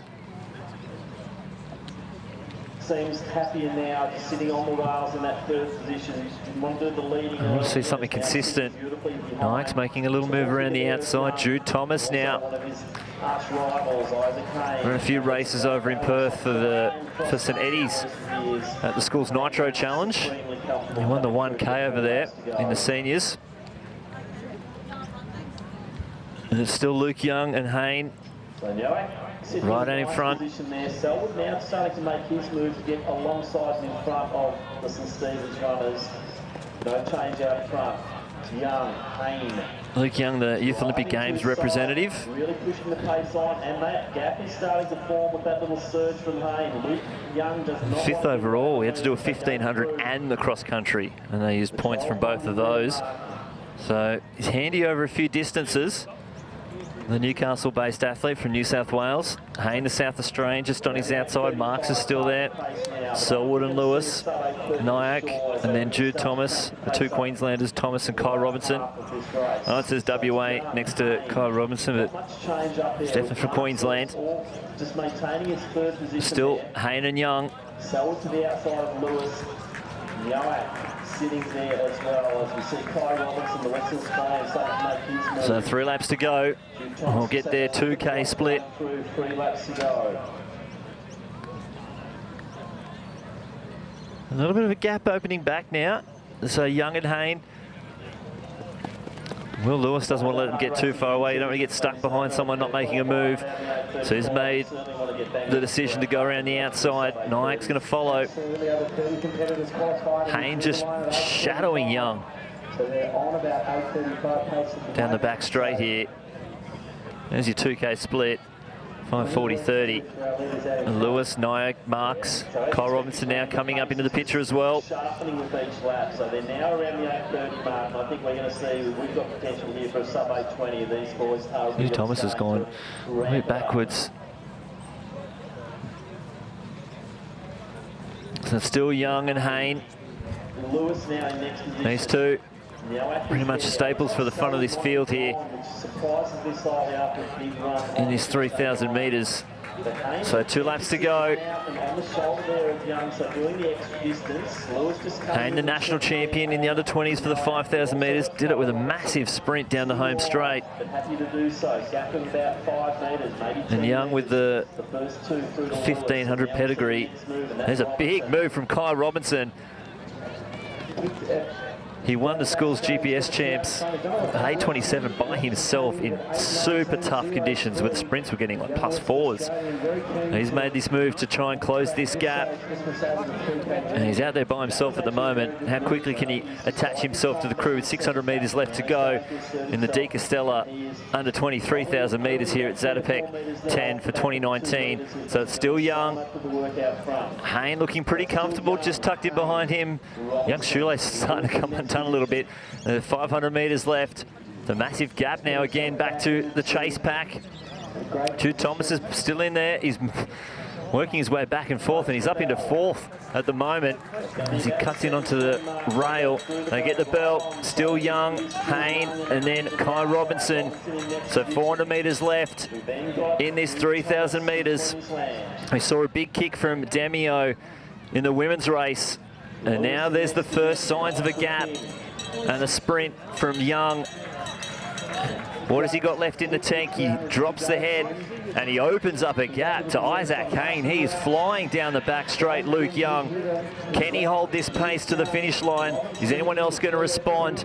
Hayne sitting in second place. Kyle Robinson. Looks like Randwick Botany athletes coming up into fourth place. Jude Thomas, but this is a massive, massive sprint home. It is like Heidi Demio from the women's race. Luke Young, he's going to tear his way into the home straight with a big, big lead. Isaac Haynes just holding on to second place. Robinson and Thomas closing hard, but Luke Young's going to take this win in the 3,000 metres. He takes it. Kyle Robinson flashing up the inside, steals second place from Isaac Hayne, who holds on for third from Jude Thomas in fourth, but 8:19.08 for the super fast finishing Luke Young. 300 metres to go. Dropped the head, turned the legs over, and he flew around the track to take the win. And he grabs one of the official seats. I suppose he's earned himself a rest. He's looking for, thought he was looking for a water then, but he's grabbed himself a high five from second place getter Kyle Robinson of Queensland. Some tough running, very, very slow at the start of the race.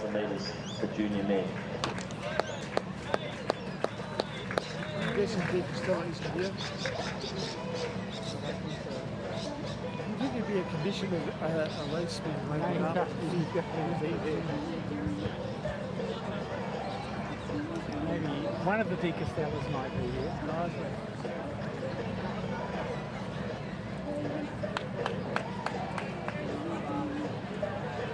So the Gary Honey long jump competition, similar format to the pole vault meet.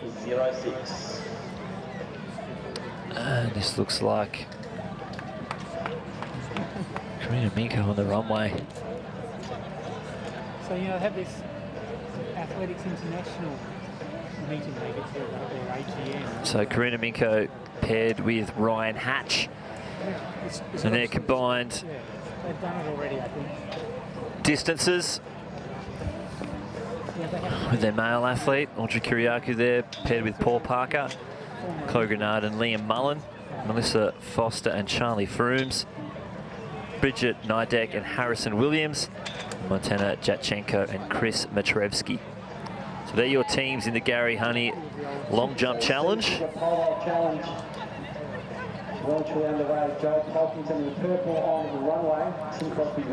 And Tamsin, I guess Luke Young's caught his breath because he's got a chance now to talk with Tamsin after that win.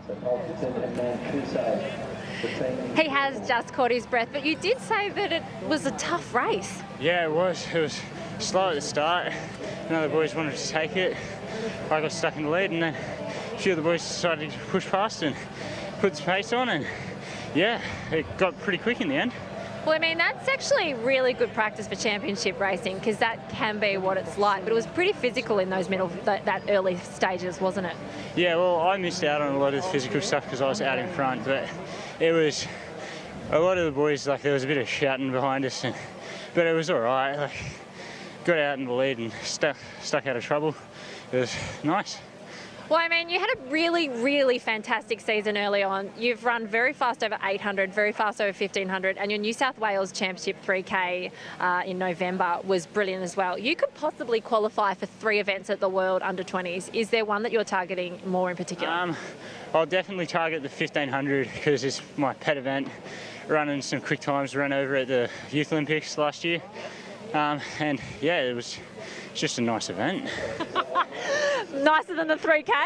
Oh yeah, 3K's too long. Well, brilliant. Thank you, Luke. Well done. That was a fantastic run, and we love watching you compete. There's some super talent in the juniors coming through. Thank you. Well, 3K too long. You hopefully can stick around and watch a real long event. What's his thoughts on the 10K, which is how we'll finish the night here. Next event on the track will be the David Baxter Memorial 100 yards final. But Audrey Kiriakou on the runway now. In the mixed long jump, the Gary Honey Long Jump Challenge.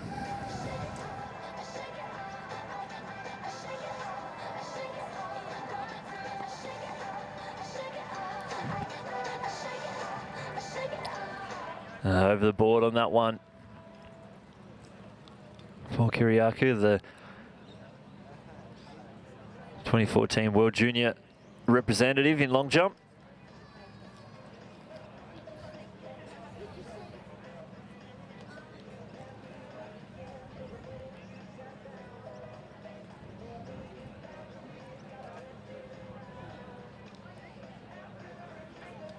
There's Chloe Grenard next up. She's teamed up with Liam Mullen.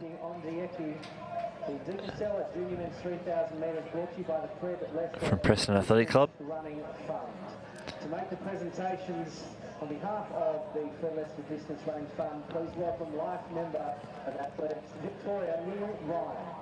The third place today at a time of 8:22.21, representing South Australia. And another foul, unfortunately.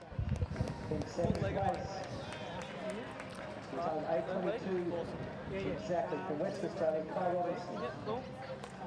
And in first place today at a time of 8:19.06 in New South Wales, Luke Young. Ladies and gentlemen, please congratulate our top three place getters in the men's 3,000 guitar. Of course, they're receiving the prize money from Life Member of Athletics Victoria, Neil Ryan. Let's head down to Tim Crosby for an update in the long jump. Competition at the moment, 5.95 leads the way, and that's Chloe Grenard.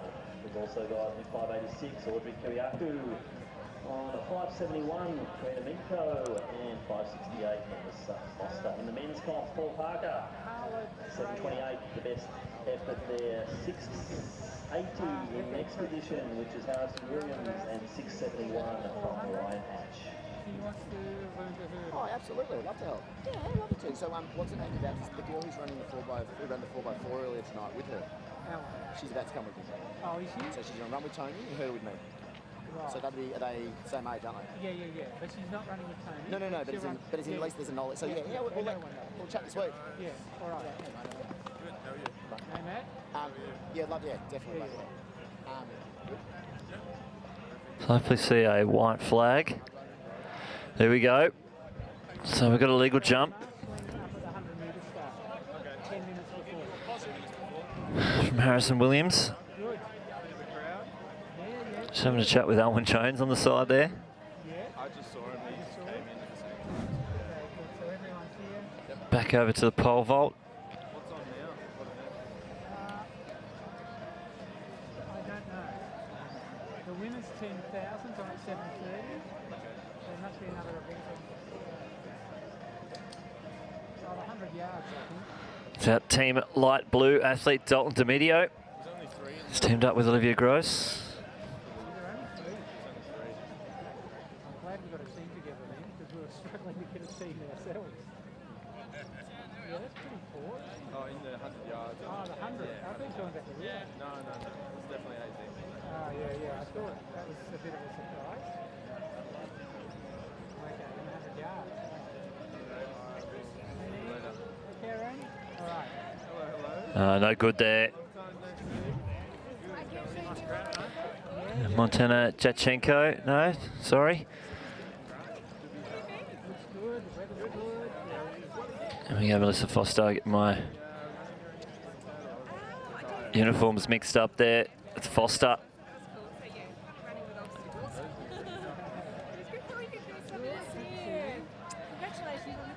Foster with Charlie Frooms, teaming up here. There should be one. Yeah, I've stepped down as president. Have you? I don't care. I still feel like you stepped down. Still need a statue. I'm just doing the registrar team. I don't think she has many athletes. Who's your brother?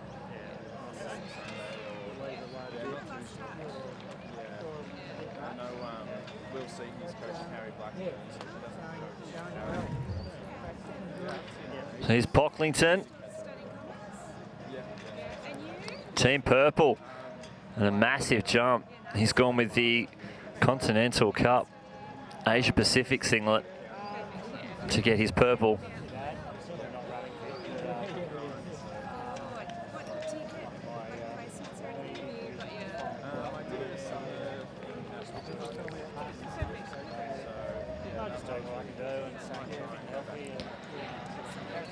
We got our official results for that men's under 20 De Castella 3,000 metres.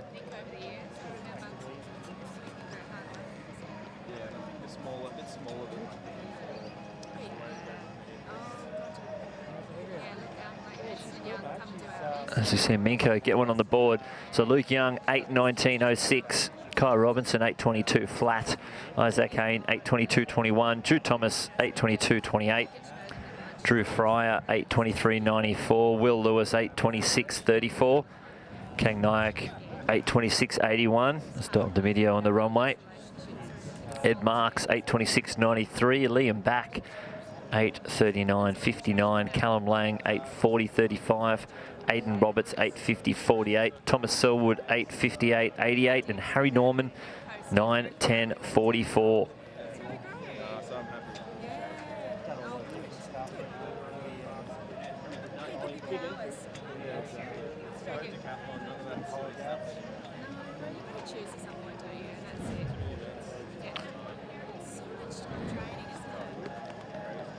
Kiriakou now.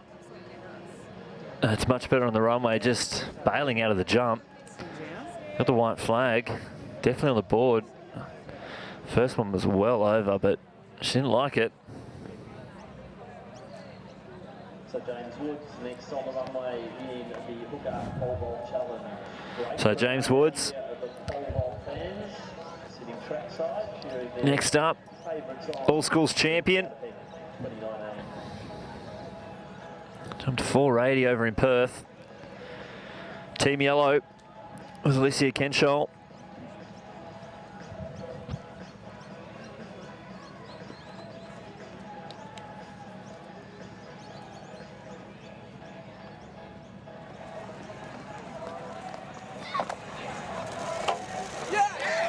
Massive clearance there from Woods. He's pumped.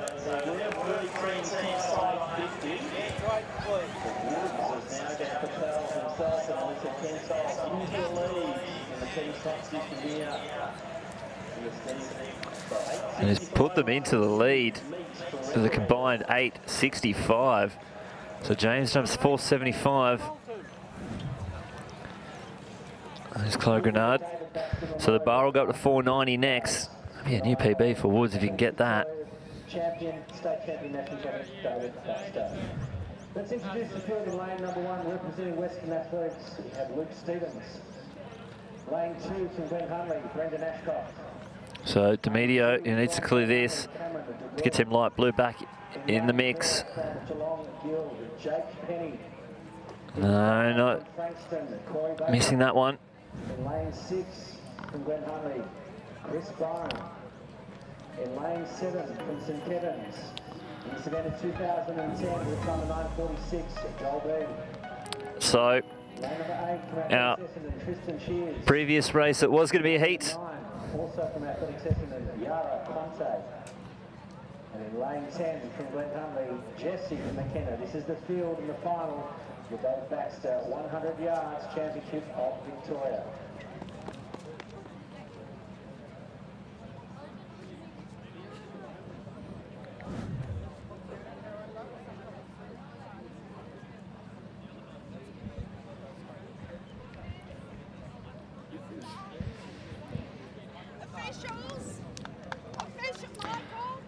So keep an eye on the outside, Jared Conte, Joel B, Luke Stevens and Jake Penny.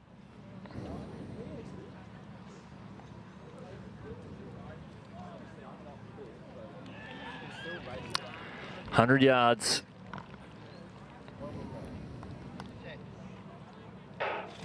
Fairly even start. Penny getting a great start. Joel B and Jared Conte on the outside. Shears coming home. Here's Jake Penny in the inside though. Jake Penny tearing away from the field and he takes the win.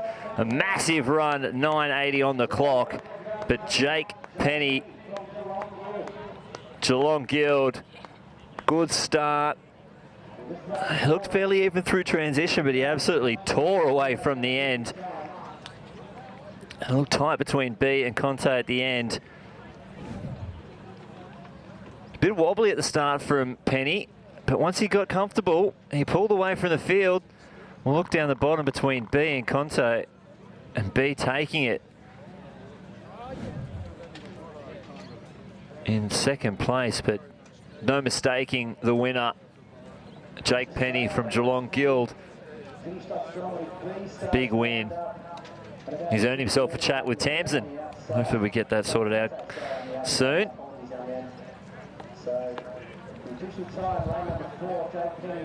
And that's it, they're ready to go. Tamsin with the winner of the 100 yards, Jake Penny. I am. I'm here with Jake. Now, you've been having a pretty good season. This year, you semi-finaled in the 100 metres at Nationals, and you've just gone from strength to strength, it seems. Yeah, I've definitely had a big off-season. As soon as I didn't make the final of the Nationals, I went back to it. So I had about a month off, so it was really good. And you were the form runner coming into this, to be honest, in terms of early season form. And that race didn't lie. You looked pretty good coming out of the blocks, but the back end of the race looks super strong. Yeah, that's definitely what I've been working on lately. But yeah, my start wasn't the best, but I'm still very happy with it. I'm out of breath. You know what I really love? I love how puffed you are after 100 metres. It's a distance classic, but don't get us wrong. It is very hard running 100 metres. It is. Or 100 yards even, it's shorter. So it's even shorter. I'm absolutely stuffed. And so the goals for this season, you'd want to be cracking into that final for the Olympics trials. Absolutely, that's my main goal of the season for sure. And then maybe a relay team, a sneaky relay spot? Hopefully, that's another goal, so yeah. Well, well done. I'm sure there's big things to come from you this season, Jake. Well done. Thank you. Thank you. Yeah, you can definitely see he's worked on that top end speed there. Tearing away from the field. I can see what he means with his, wasn't happy with his start. Just a bit wobbly. Looks like he got lost running across the lane a little bit, but once he was comfortable running, he just dominated that field.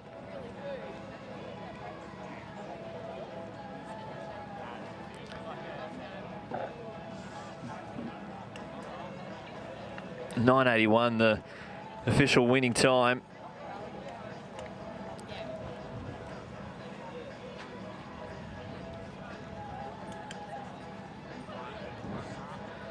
Joel B, 996, just waiting for the rest of the times to come through.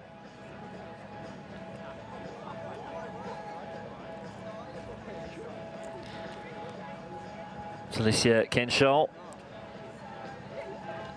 I'll get the winning team to hang around. Okay.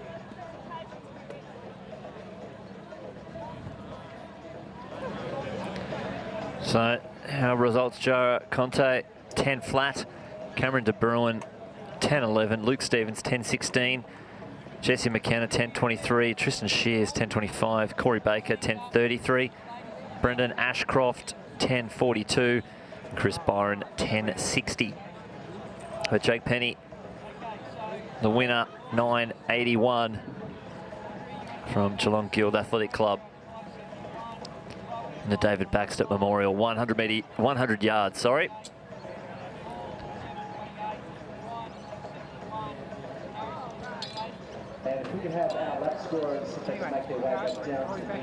So the next event on the track, it will be the women's 10,000 metres, the Australian Championships and Tokyo 2020 nomination trials.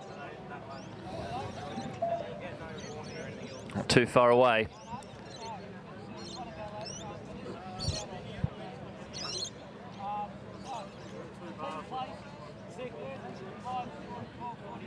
Ladies and gentlemen, the next medal presentation, the Bitsy ceremony is for the Victorian 100-yard championships named in honour of David Baxter. Presenting the medals, David Baxter on behalf of the Baxter family.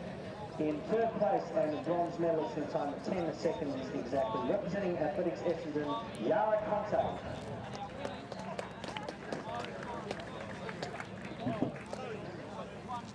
In second place, the silver medalist in time of 9.96, representing St Kevin's, Joel B. Kenshall really embracing the team yellow, the socks, the hair tie. And in first place in gold medalist today at a time of 9.81, representing the Geelong Guild, Jake Penny. Massive clearance from Kenshall. Victorian 100-yard championships, David Baxter Memorial event. Big thank you to Jerry Baxter on behalf of the Oscar. Teamed up with James Woods. It should put them up into the lead again. Try to catch that board. Looks like we've had some trouble at the long jump. Just doing some handiwork on the foul board. I'd hate to jump off one of those screws, that's for sure. 75, totally obliterating the previous meet record here for the combined total.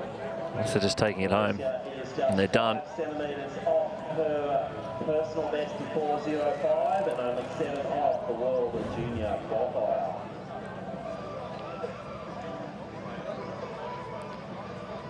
Team name of you blue, Liam Harris. Now goes to 490 for the men. 490 on the bar.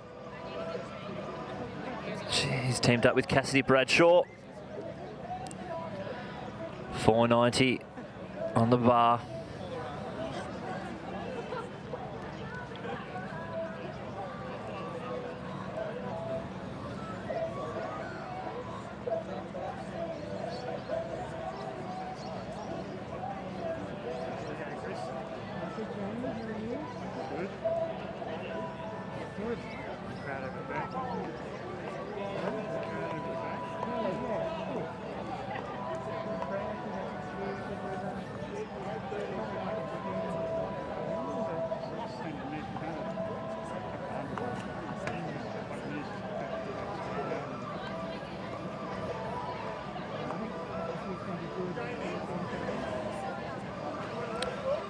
So here goes Harris.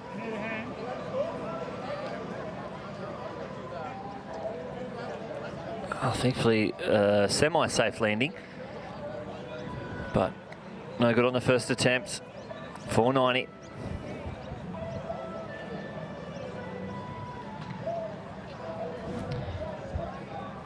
But if you are just joining us, we go back to our earlier races. Sarah Billings taking the win in the women's 1500 metres, stopping the clock at 4:24.53 in front of Whitney Sharp.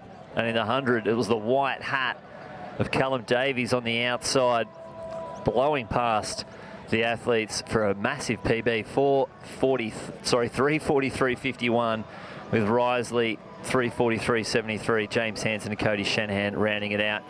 And our under 20 Nundiaki women's under 23,000 metres, Heidi Demio, massive move with 600 metres left to stop the clock at 9:34.32 in front of Nikita Moore.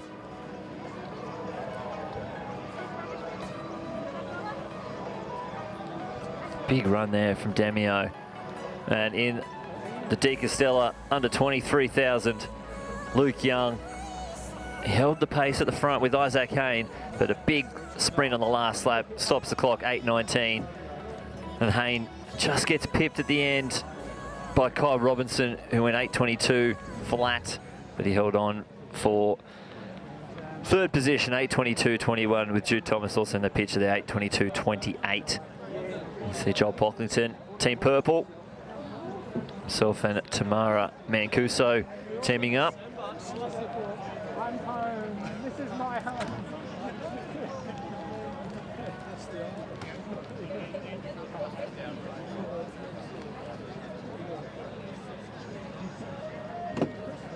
All good to go? Yes, all good. So, yeah, 10 minutes before we marshal up at the 100 metre start. Yep, sure. Okay. First leg. Yep. Good. All good. Oh, no good there from Pocklington.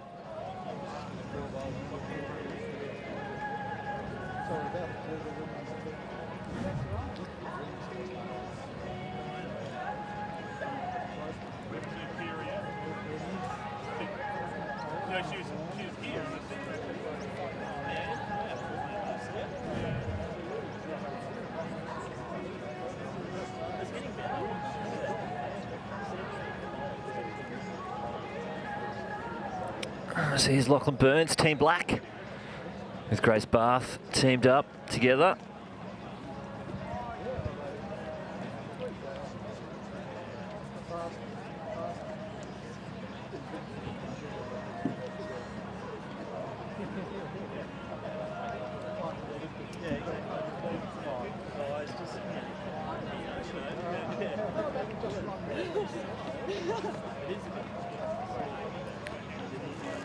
Plenty of speed on the runway, just couldn't get over. Good attacking jump there from Burns. Australian Championships. Just a reminder for our two relay the men's and women's 4x400 metres. We'll be asked to Baxter down the 100 metre mark.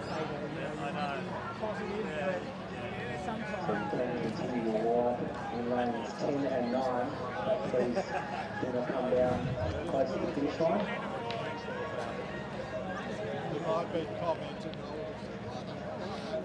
Looks like David Thompson up next, Team Red, with Catherine Ianello. Thompson grabbed the bronze medal at the Australian Champs too, actually. Grabbed a bronze in the pole vault and a bronze in the decath, so he had a big champs. The pole vault had qualifying too, so even bigger than normal. Cleared 5:40 there.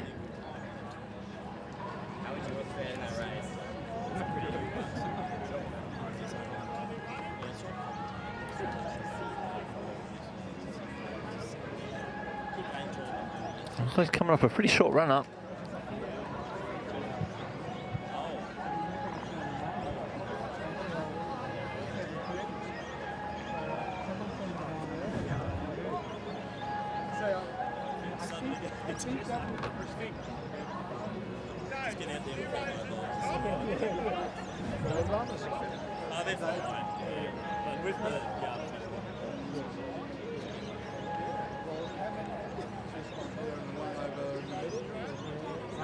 One up there. Because I think they're sitting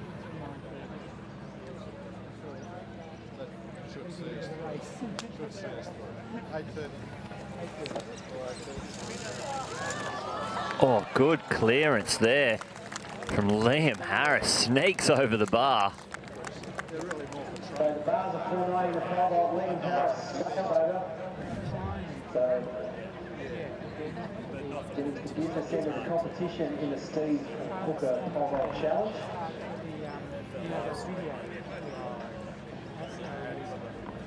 Again, Harris partnering with Cassidy Bradshaw and Navy Blue.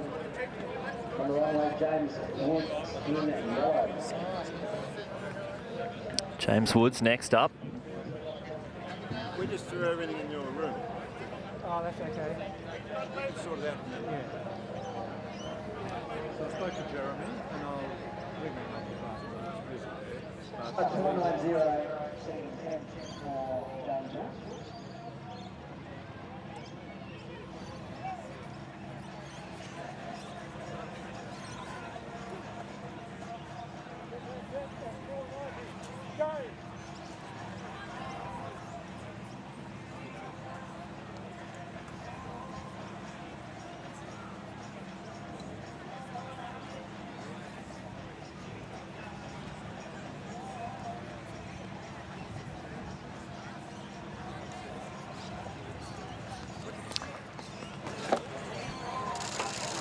Just taking off with the feet there, Woods.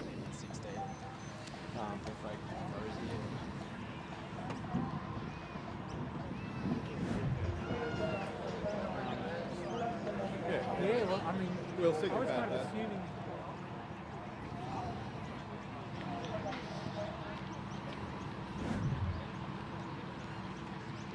And back to Pocklington.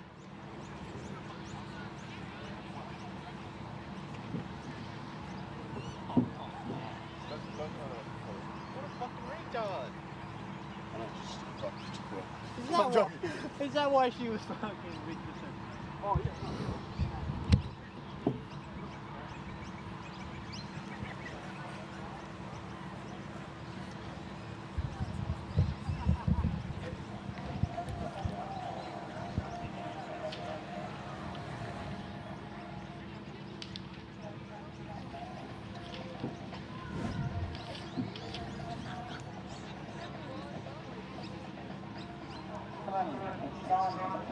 So here's our start list.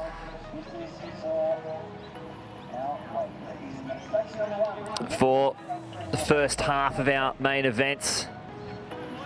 And there's a good bit of information. The fastest times by Australians on Australian soil. And that #1, Susie Power, done at Zatopek. And if you look down, most of them done in Melbourne. 2 of them done recently, though, in 2018. And there's basically everything you need to know there.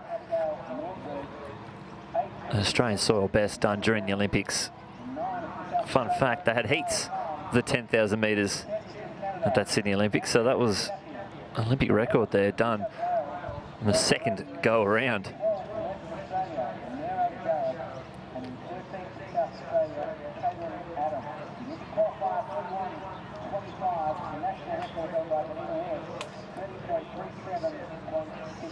One athlete already qualified in this event.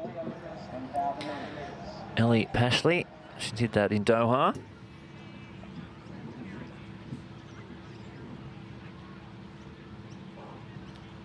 So, they're away here.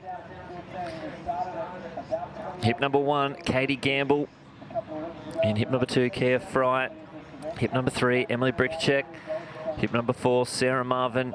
In 5, Genevieve Gregson. In 6, Tamara Quinn. In 7, Abigail Nordberg. In 8, Natalie Rule. 9, Tara Palm. In 10, Andrea Sekafine.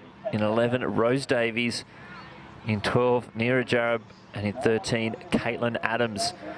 That's Tara Palm taking up the pace right now. Olympic qualifier, 31 minutes 25, but also on offer Australian Championship points. So this is the nomination trial for Tokyo 2020. You can't say selection trial because Athletics Australia don't select the team.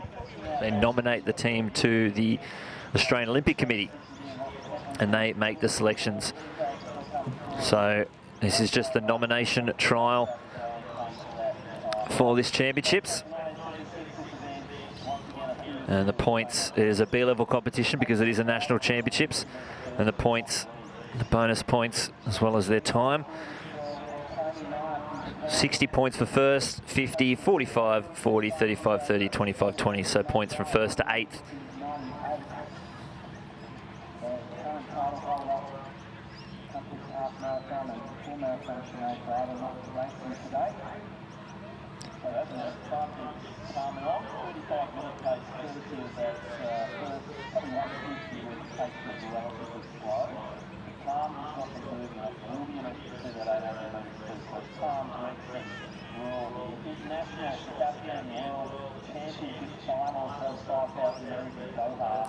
So there's James Woods having another crack.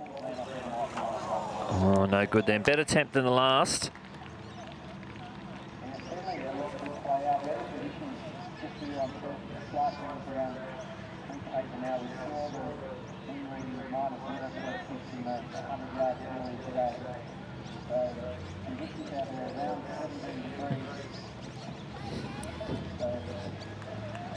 Still Palm out in front.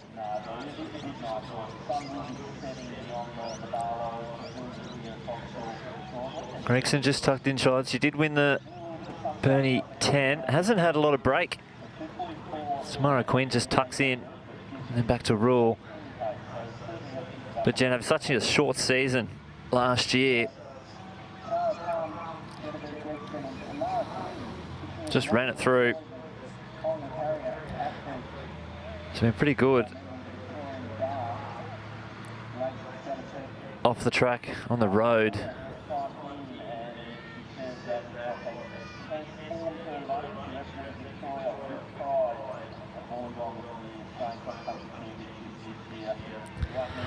So it's Palm, Gregson, Quinn, and Bricicek making a move around the outside.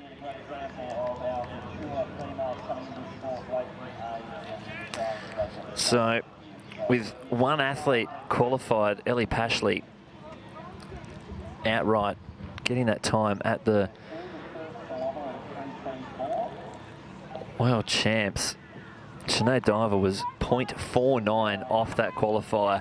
So Diver currently leads our points in the world rankings. She's sitting 14th, 1,225 points. Pashley in 18s, but she has that outright qualifier. And Emily Brikacek on our 3 per nation, sitting at 35th on 11.53. And she'll be looking to replace her performance last year here at the Championships, where she went for third Australian, 3:22.38. She'll be trying to improve that one, as you can only have 1 national championships in your world rankings, your point score rankings. So that one will get changed, and hopefully she can jump up a few spots. Unless they all run 31.25, then we don't need to worry about that. No one dropping off at the moment, Glenn, which is good to see. So to remember, I think Now, as they continue to roll around the track in the first of our nomination trials, let's see what it's going on trackside with Tamsin. Yeah, they came past me before, Lynchy, and they all obviously look super smooth and super relaxed. The pace hasn't had any speed injected into it yet. They look like they're just kind of trying to find their early race rhythm. Genevieve Gregson is an interesting one. You know, obviously she stepped up a big distance here to run the 10,000 metres. She came out trackside, and you wouldn't have seen this on camera, but she was really, really relaxed. But she had that steely eye look of a champion. You know, when they're really ready to race and they want to do something special. She looks like she really wants to make this race her own tonight. She's a tough competitor. We've seen her compete on the world stage, and she's one of those athletes who never gives in. She fights all the way through, no matter what her body shape is in terms of injuries that she's carried. She gives everything that she's got. So look for her late in the race, and she's just run past there. She looks quite smooth. She had a long layoff with injury at the start of the year, so she's actually trained through from world champs. She didn't have a break after the world champs, and she's come here with her intentions to do very well. But there are some big competition in that race with Emily Brikacek. Looks like she wants to try and finish higher than her best finish at the Zatopek, being a third in, I think, 2011. And she's crossed the line in 4th in both the last 2 Zatopek meetings. But it's still early days, and they all still look very, very comfortable, and they're still in the 1 pack. Yeah, so if the athletes can cross the line first, they definitely have that advantage where they get to hold that spot for themselves if they can knock out a qualifier. And this is our first opportunity for these track athletes to get that first nomination. I know a few athletes will want to tick that one off, or at least get a fast time out there. So Palm back out in front. Kia Fry just had a little moment when Tamsin was talking to get out in the front, but then it's Quinn. Brikacek's moved up. She's the cross-country champ from this year, winning down at Wollongong.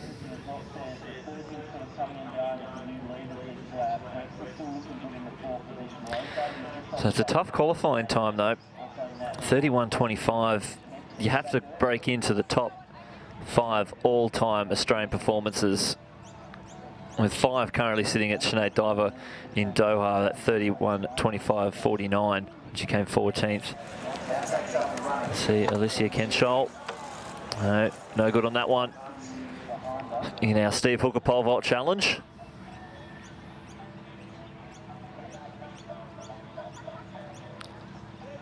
It's now Tamara Quinn out in front.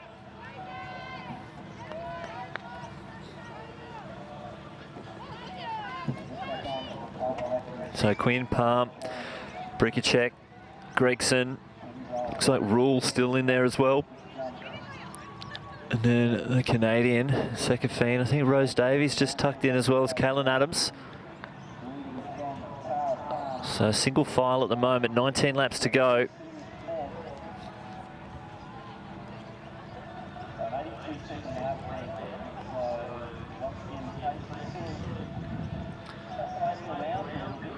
So Quinn taking the pace for this one. Collingwood Harriers athlete. Back to the South Australian. And then Brikacek rolling around in the New South Wales colours.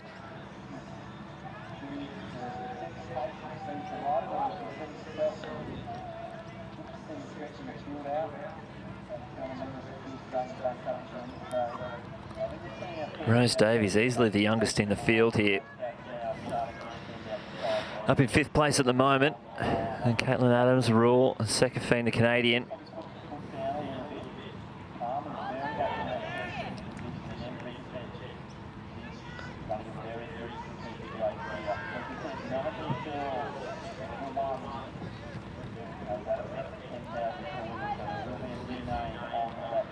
And Palm just going a little bit wide now.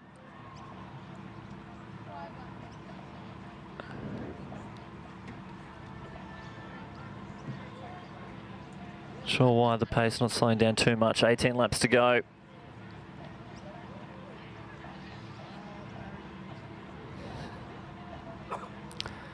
And that little gap.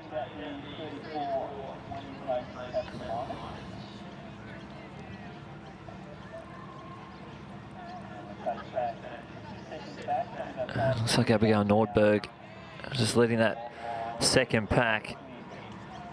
We've got a group of 8 at the front.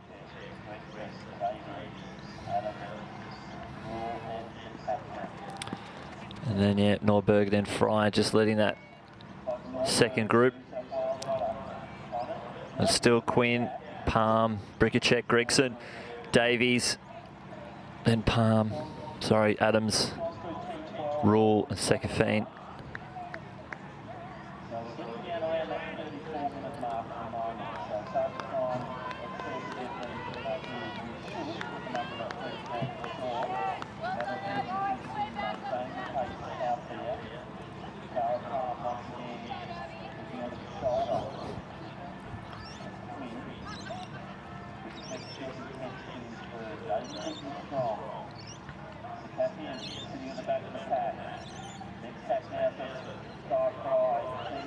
So gap's opening up more and more.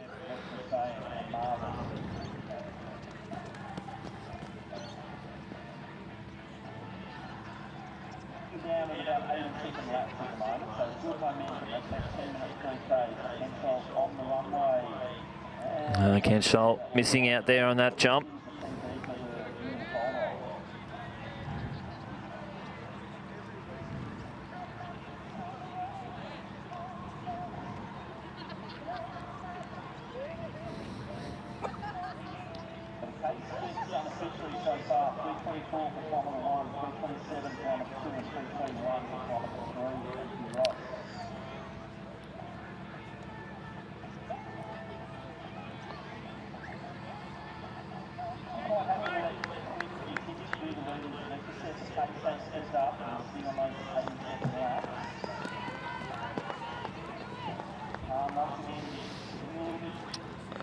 So Palm just moving wide again to the side of Quinn. Again, no real moves yet. Just our 2 packs, a group of 8, and then back to Katie Gamble, Kia Fry, Sarah Marvin, Abigail Nordberg, and Nira Jarab.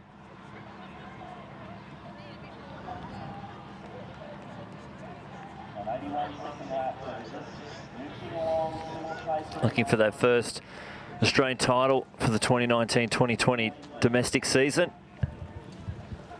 That all important opportunity to possibly later score yourself a qualifier if you get into a faster race overseas.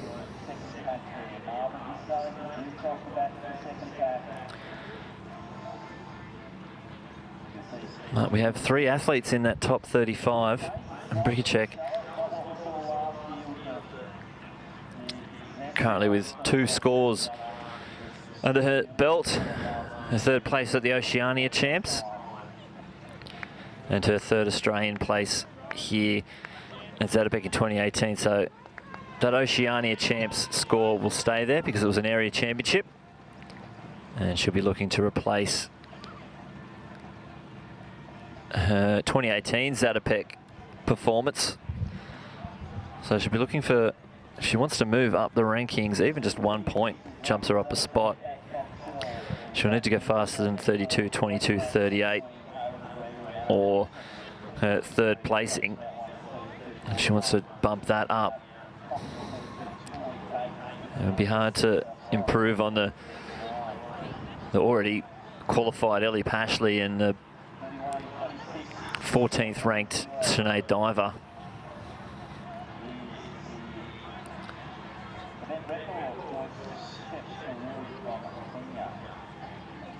And Diver with a very impressive 12.25 for 14th in the world on that ranking. So it's Quinn. She's still taking the pace. Palm moving back through the pack. So now it's Bricicek, Gregson, Davies, Palm, Adams, Rule, and then Sekafine.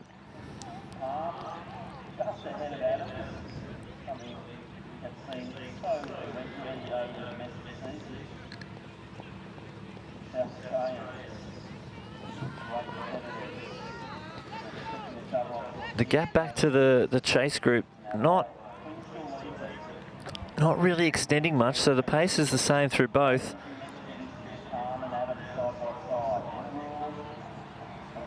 So 14 laps to go.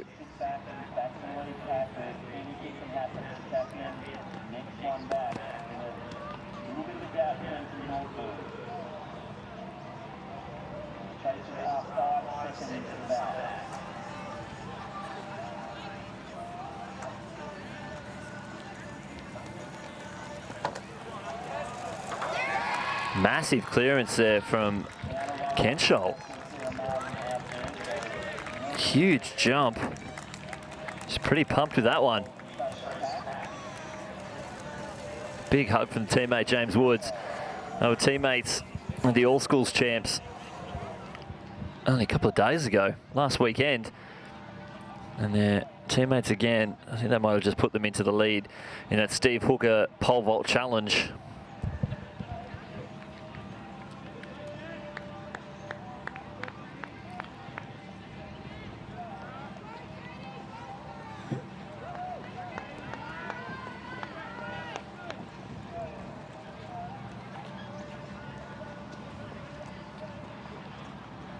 So in about 250 metres, we should be able to get their halfway split through 5K. So there's 13 laps to go.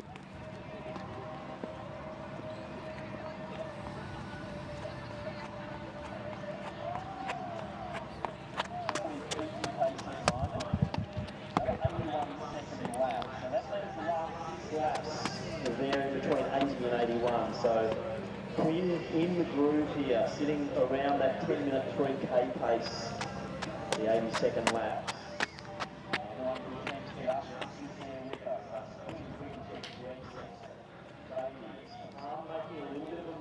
So yeah, Palm coming up around the outside.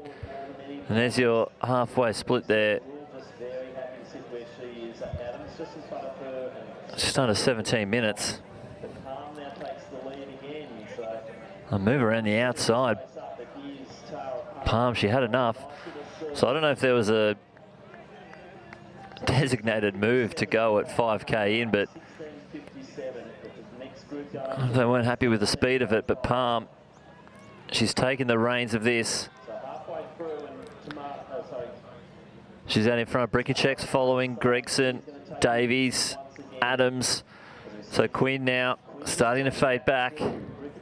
Very happy to sit in second. Gregson also there in third position with Davies just off the back of her. And that gap has basically almost tripled to that chase group. Abigail Nordberg leading that.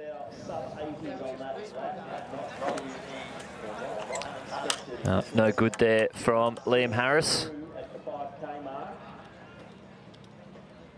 So Quinn now shunted out to the back of the lead pack. Nordberg's still leading the chase pack. It looks like Duret's just starting to drift off the back of them now. There we go again. Bricicek back out in front. Palm covers. Gregson also. So that's the first probably big move. Bricicek has certainly put it down, and I think we're going to see some gaps form very quickly. The ones to respond will Palm, Gregson. Who's going to respond to this? Have we split this first group? The little one's opening up to Adams. So Bricicek, she's taken the lead. Palm's still there. Gregson, Davies, Adams, Sekafine, and Rule. They've lost Quinn out the back. Start to make her move. She doesn't want to be dropped at any stage. Adams also got back on. We're going through here. So 11 laps to go. So 33.45 pace at the moment. We're going to see a winning time that will be quicker than that as they start to really get things moving, courtesy of Kenan. They really need to pick up this pace if they want to not, they're not going to get that qualifier unless they absolutely just drop a bomb, but if they want to get some suitable points out of this race to get their world ranking up, you can see Gregson now out past Palms. Davies responds almost instantly. So it's Brikacek, Gregson and Davies, your 1, 2, 3.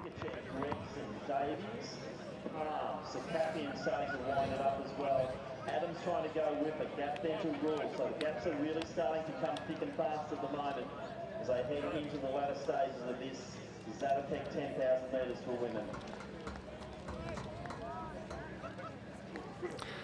Sekophine's got on the back of that group, the Canadian. So it's the current cross-country champion of Australia, Brikacek, Gregson, Davies, and then Sekophine, and they've dropped Palm and Adams and Rule. That puts them about 33.30 pace. He's getting quicker and the gap. So they are getting quicker each time. As you see, Liam Harris, Team Navy Blue, teamed with Cassidy Bradshaw.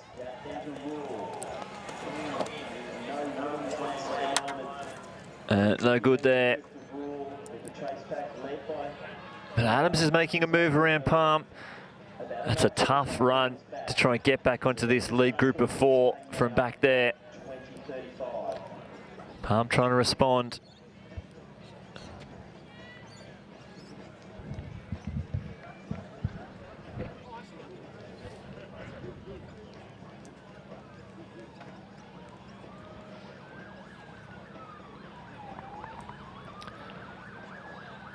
They're still all looking pretty comfortable as they've lifted this pace to open it up. So the 3 Australians and a Canadian in this front group, if they can stay there, this is where the medals will be. Still content to sit with her. Davies next position. Kathy made a beautiful move to get herself into this action. As they go through with 9 laps to go. Tamsin, what's it like down trackside? Yeah, no, it's looking like the top 4 are really quite comfortable at the pace. They've injected some speed into this race and they've made the break, but it's definitely a race in 4. They all look smooth. It's hard to pick. Sekophine looks like she's worked pretty hard from the gun, but she's still hanging on there on the back of that top 4. So Brikacek looks brilliant. She looks absolutely brilliant. As we can see here, Palm, who did a lot of the work early, is out of the race. She obviously has had some problems and she did drop off that lead quite quickly. So she doesn't look in extreme distress, but obviously just has a little issue, which I'll try and find out what has happened. But the main race is definitely a race in 4. As we see Brikacek looking to really up that tempo. She looks like she's injected just a little bit more pace. She'll know that Genevieve Gregson has good speed and turnover, better turnover than possibly Em has. And so she will be wanting to make Genevieve, who's going into a territory that she's not used to over 10,000 metres. She's going to want to make sure that she's got some tired legs when that back end of this 10K happens. Yeah, there we go. Let's see if they can hold on. And we haven't, it's basically been the winner of this race traded between Victorians and New South Wales athletes at least since 2011 in the women's race. So if Gregson can take this out, that'll be a win for Queensland, which they haven't had for quite some time. But with 2 other New South Wales athletes in there, the odds are stacked against it in terms of numbers of athletes. And we'll see who can really push this pace out at the end. 23.21 unofficial there at 7 kilometres. That was a 3:13 lap. So the pace, as we said, has certainly sharpened. After 5 kilometres, we've got a 3:10 and a 3:13 thrown down. Hence, while we're seeing so many gaps forming in this field, it's a group of 4. The lone South Australian in 5th. Nat Rule sitting in 6th. Quinn currently 7th. Nordberg. So Genevieve Gregson, she did win the Burnie 10. 32.22 down there, so she can test herself over these longer distances. And she picked up a second at the UQ 1500 Classic. So she also has the speed in the legs at the moment.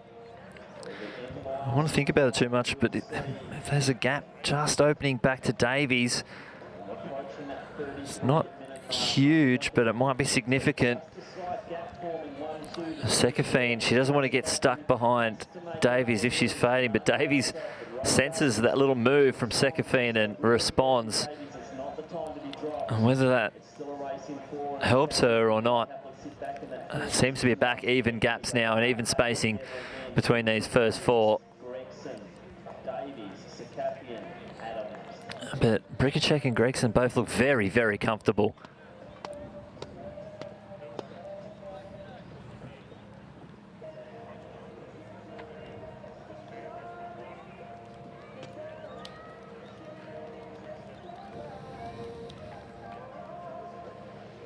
So once again, the captain's been forced to make a move as they come through. There we go, so Sekafine's jumped around Davies.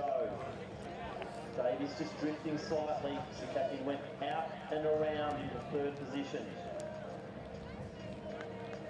So they are on sub 33.20 form now. So they're getting quicker, they've ticked under that sub 33 pace. 100 metres back. Rule coming through now. Gamble and Fry working well together. The tall figure there, Abigail Nordberg. Davies just dropping off the back of that group. Worked very well as a grouping. And now in front of... So Sekafine tacked on to the back of Gregson. Coming through.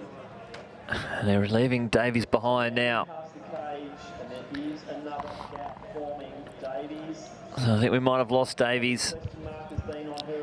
So it's a group of three now. New South Wales, Queensland and Canada. Away from the top three placings. Ricochet. Gregson and They're getting very close together now. Davies working hard to try. Gregson's right on the tail of Bricacek. And moving swiftly through. 5 laps to go. 5 to go. So about 33.10 pace now. It continues to get quicker. They need to really dip into those low 32-minute time if they want to get anything out of that. A little gap opening up to Sekafine. Not sure if that's too much. The last time we saw a gap like that appear, it was to Davies, and they lost her out the back. So they start to pick up the athletes at the back of the pack. 7 and 8 at that pace. And Davies definitely dropping, and Bricacek now has Jarrett in her sights. So Bricacek, Gregson, Sakafian. Sekafine's still holding on though.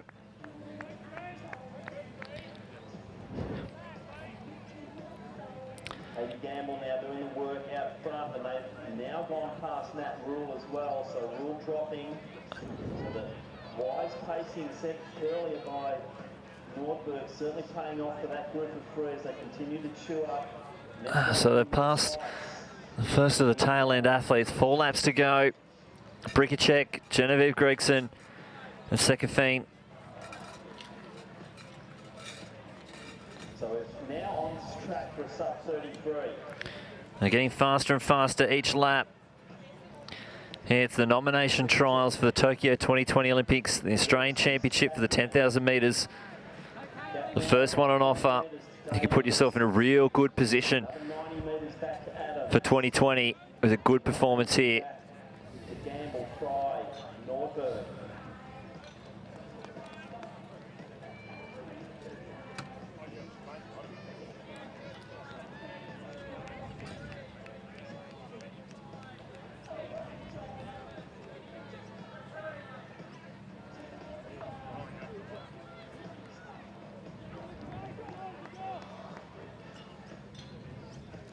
To get 3 laps to go.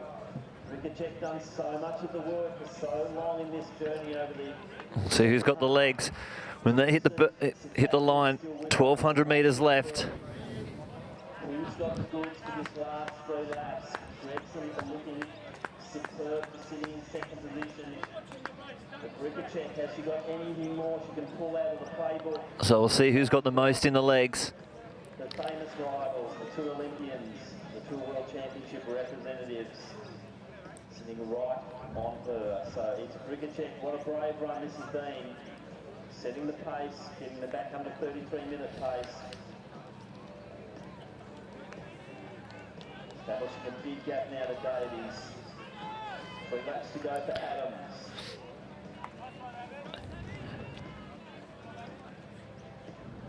So this is that 9-kilometre mark there. Last 4 laps have been 77s and a 76 thrown there in there for good measure. So the pace definitely has committed.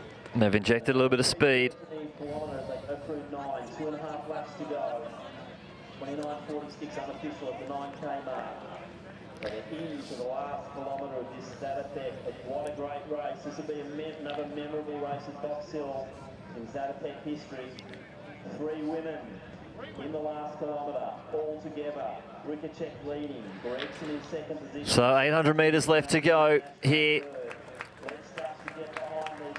in 2019 edition of Zatopek 10. Stride for stride, Emily Bricacek, Genevieve Gregson, Andrea Sekafine. 2 laps to go.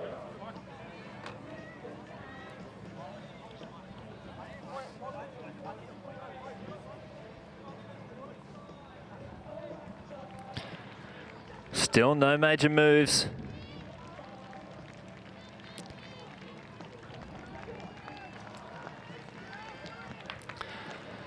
Who's going to respond first? 600 metres left. No change, 600 out.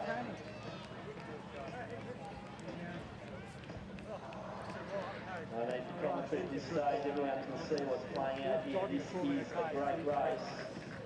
3 great women. Just moving a little bit wide. Sekafine just coming around the outside to the right-hand side of 1. Here comes Gregson as well. They've gone 3 wide. And Gregson dips in front for the first time. So she's the first Australian now. Sekafine, the Canadian, just on her shoulder as they get the bell. The last lap here. Can we get a sub 33? And a Sekafine straight to the front, biding her time down the home straight. And Gregson's responding, so 350 metres left to go. Bricacek starting to fall behind. She hasn't got the legs to follow them, so it's Sekafine, the Canadian, and Genevieve Gregson, the Australian. 300 metres left to go in the women's 10,000 metres, the Australian Championships, and the Tokyo 2020 nomination trial. Who's going to take this out?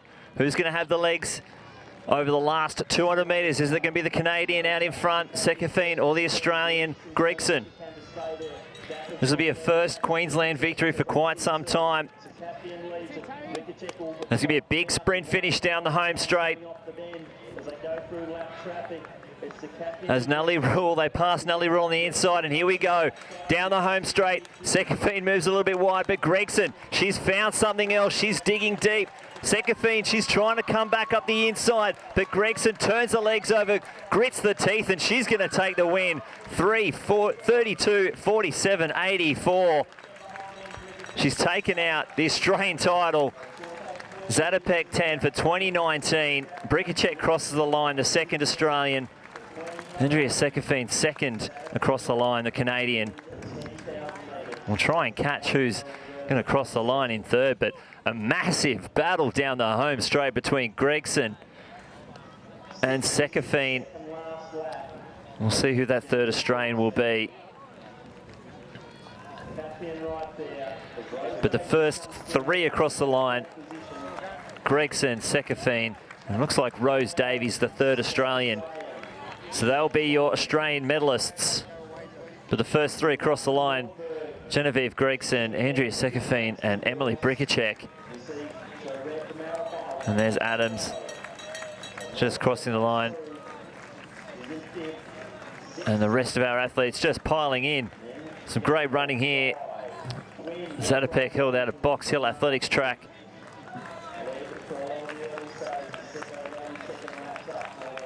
And the last of the athletes rolling in down the home straight. There's Rule.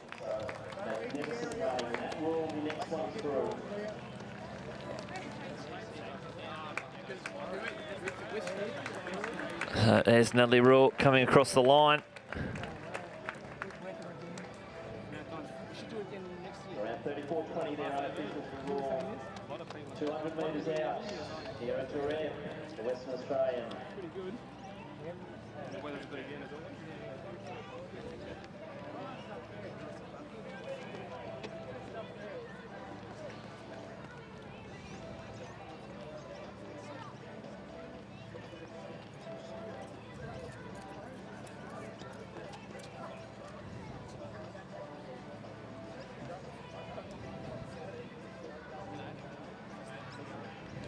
Here at Jareb. Way running here from the Western Australian. As we said, she stepped up faster on 2 walks in 2019. Established herself by the ground and marathon in this country, and she's got some top there. Just over the 35-minute mark to round out the field. And what will go down as another famous Zatopek 10,000. Gregson, she's taken that first Australian title on offer. She's put herself in the box seat. Get yourself qualified for Tokyo. Doesn't matter what event it's in. She's put herself in the box seat for that. Giving herself some good points.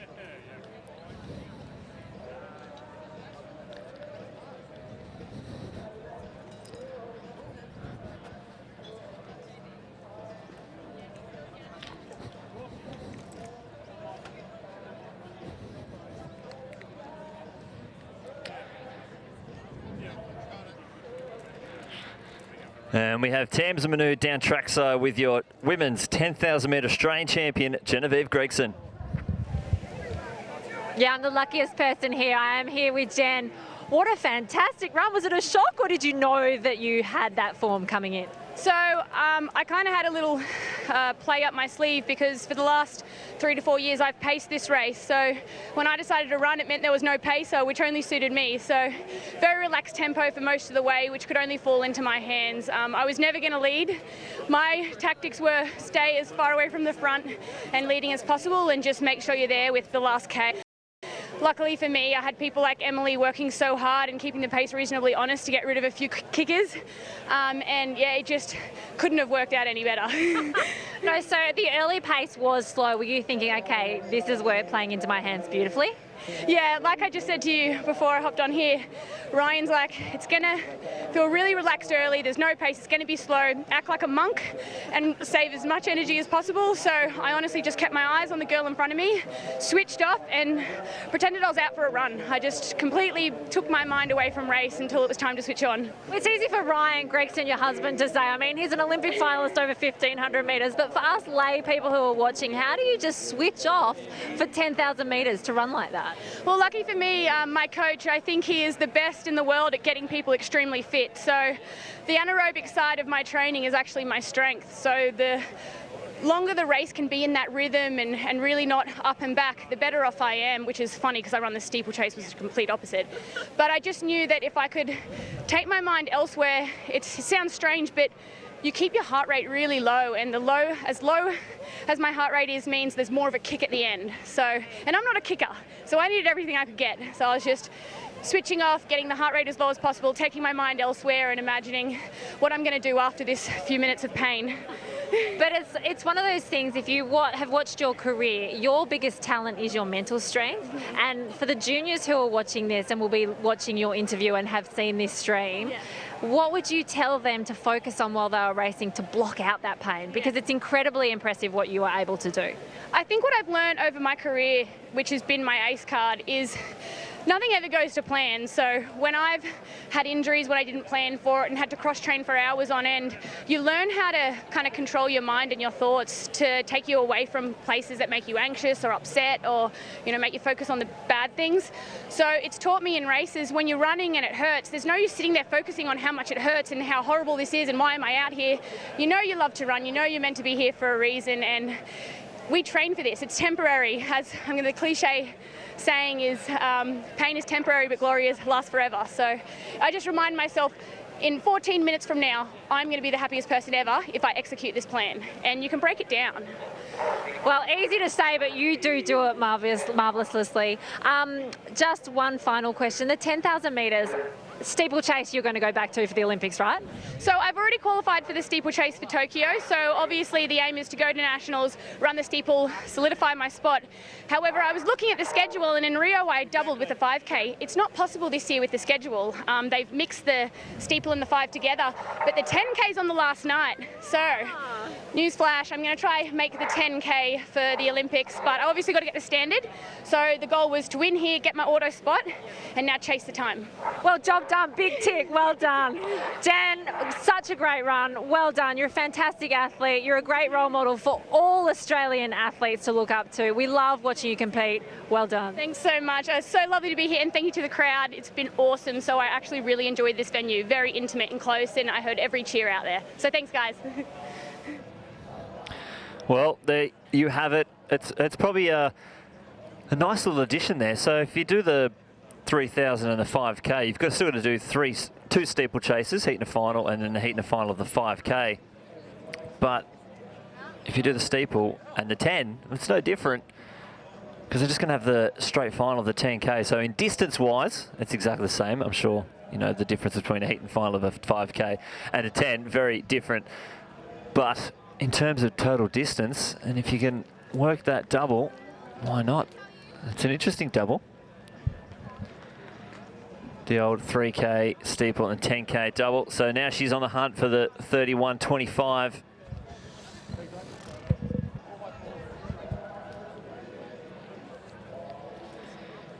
And we shouldn't be too far away from the 4x400. Some very comfortable athletes in the crowd.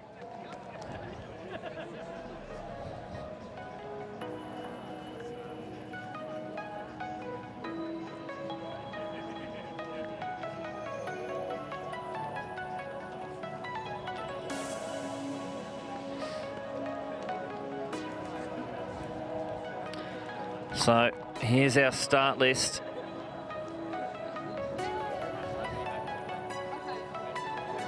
For the women's 4x4 relay.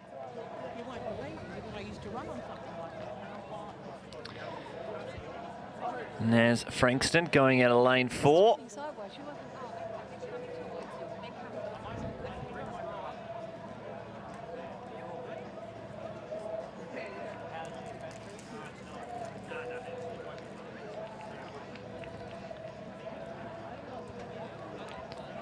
And the hill filling up. 3 more races left on the program.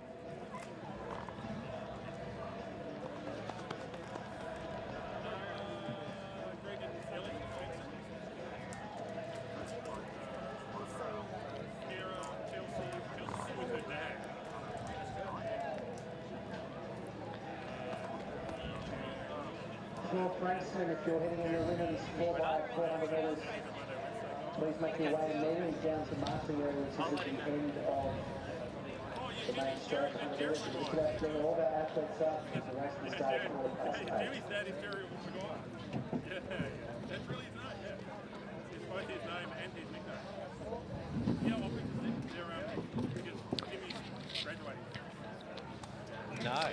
So,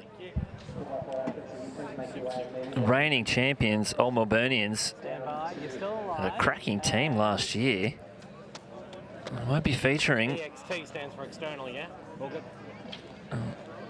So we'll have a new winner. Before that, Sandringham went 3 in a row.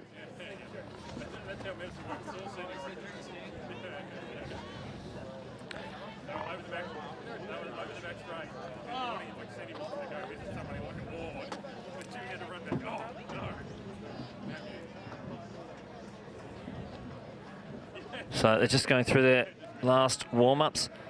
But from the inside, we'll have Glenn Huntley, which will feature Claudia Carter, Nicola Davis, Clara Losty and Sophie O'Sullivan. Box Hill Athletic Club will feature Georgie Griffith, Samantha Olsen, Nana Owusu-Afriye and Charlie Power. Then in lane 4, Frankston, Kelsey Barrett, Paige Elvey, Lucy Romanoff and Chelsea Wells. We'll then have Deakin Athletic Club, Lily Bays, Mia Gross, Jess Gooley-Nance and Laura McShane. In the outside, Sandringham Athletic Club, Lizzie Dingoldi, Ruby Holton, Hannah Lindstrom and Mia Skerry. And in 7, Athletics, Nunna Wadding, Bridget Brammer, Monique LaRose, Nicole Pennings and Hannah Shanley.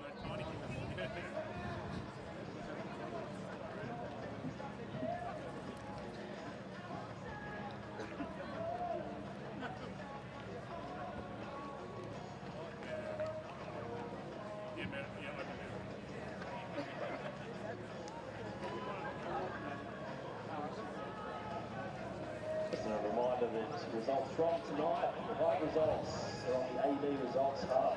So if you don't know where that is, do a quick Google search. AD Results Hub will have all of the Zatopek live results as they come through. That will include our 4x4 for relays, the Open Championships. The women just about to get on the line. Glenn's excited. Very much so, Tim. A lot on the line here. Some interesting stats in the last 10 years. The most wins belong to Sandringham Athletic Club with 4. The fastest 4x4 time in the last 10 years, 3:32. 64. Athletics Essendon in 2010. And the most appearances in the winning teams up to this year. Yeah, so a few little stats here. Most wins in the last 10 years. Sandringham with 4, same as the men's. Old Melburnians with 4. Fastest men's time was 3:11.02, done last year by St Kevin's. Pretty good team. Connor Fry, Peter Bowl, Thomas Wilson and Stephen Nucky. The fastest team in the women's was 3:42.64, done in 2010. Athletics Essendon, Sarah Cotchett, Tamara Hammond, Stephanie Malika and Amanda Crook. Most female appearances in winning teams, Lizzie Dingoldi and Tamza Manu, winning all those Sandringham races. And in the men's side, the Old Melburnians, Alex Carew and Chris Bellew, and they ran a fair few 3:11s, running 3:11.22 in 2013, 3:11.82 in 14, and then 3:11.23 in 2015. So they had the fastest time for quite some time until St Kevin's last year took that out.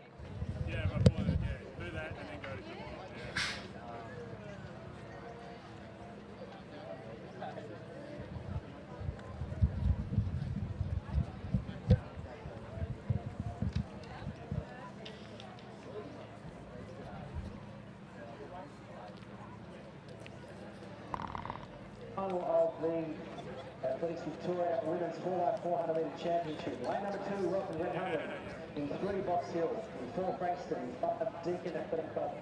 In 6, Sandringham. Lane 7, Athletics Nunna Wadding. In lane number 8, Doncaster. Victorian record 3:33.58. As we mentioned, the most wins over the last 10 years to Sandringham Athletic Club. That's your field for the final. So from the inside, we'll go again once the race gets underway.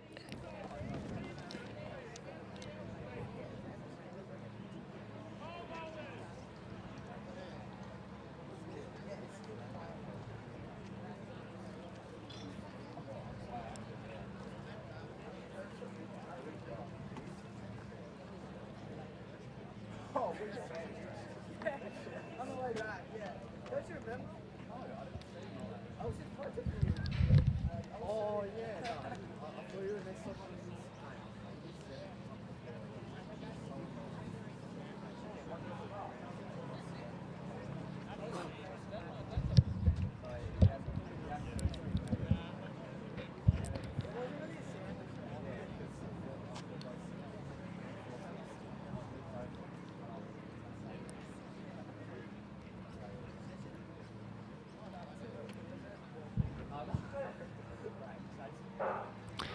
So we're away here in this women's AthVic 4x4. It's the state championships from the inside. It's Glen Huntly in 2, Box Hill in 3, Frankston in 4, Deakin in 5, Sandringham 6, Nunawading in 7, and Doncaster in 8. Doncaster having a great first leg on the outside. Deakin also challenging at this stage. Deakin having a great run as well.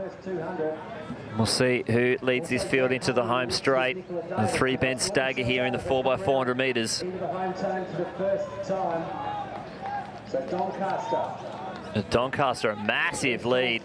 Deakin probably sitting in second place.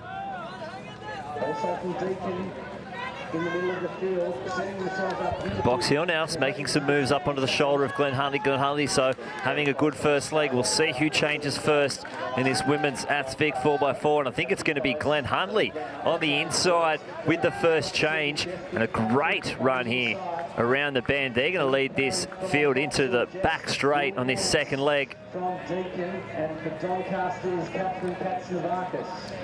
So that's Glen Huntly with a huge lead. Back to Box Hill, Deakin, and Doncaster on the outside. Deakin making a move though up on the outside. They're going to slip into second place down the back straight. No, 200 metres left to go in this leg. It's still Glen Huntly out in front. They won the mixed under-18 4x4, so they've already won one relay today. But Deakin, Jess Gooley Nance having a great run around the outside. She's closed that gap. She's gone from about 4th, and she's going to pass this baton down the home straight. She's strong in the later stages as Doncaster moves up into second or third place, but it's going to be Deakin passing in first. That's Mia Gross of Deakin. They've got a good, strong team. And Lily Bays will be their last runner, but Mia Gross, she's tearing down the back straight. Huge lead for Doncaster. Sorry, for Deakin in this event. Strong running by Gross through that. They haven't had a win at least since 2009. They've put together a good team. Mia Gross, she'll be looking for World Under-20 selection. So the team from Deakin looking very strong as they come through. Who's going to close this gap behind them? So Deakin will turn for home. Glen Huntly still in pursuit. Glen Huntly up in that picture as well as Doncaster, but they're your 1, 2, 3 at the moment. So Deakin will hand over to Lily Bays. Lily Bays is going to close this out. Sophie O'Sullivan has the baton now. And then back to Doncaster, but this is a big, big lead for Deakin Athletics Club.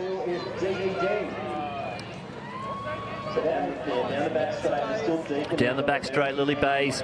Oh, she's extending this lead. And so watch for Sophia Sullivan to make a late finish with her 800-metre endurance. But Deakin, strong through all of these legs. A great team effort. And Bays, she should be able to hold on here. Slight wince as she enters into the home straight. Glen Huntly's going to hold on to that second place position. Doncaster in third, but Deakin Athletic Club. What a team effort here. They're just going to miss the fastest time. 3:46.34 and a win for Deakin Athletics Club. Glen Huntly will finish in second place. And Doncaster finishing in third. So they're your 1, 2, 3 for the Athletics Victoria State 4x400 metre championships. In Box Hill, Nunawading and Frankston.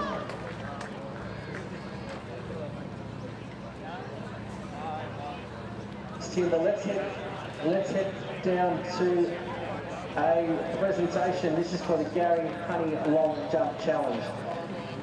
The Gary Honey Long Jump Challenge pits one male and one female long jumper together to compete in a team-based competition. And taking out the 2019 Gary Honey Trophy this year. Can we stand up for a bit? My knees are sore. Audrey Kirikow, and the trophy is presented by John Bowles on behalf of Gary Honey. Congratulations to both Paul and Audrey, the winners of the 2019 Gary Honey Long Jump Challenge.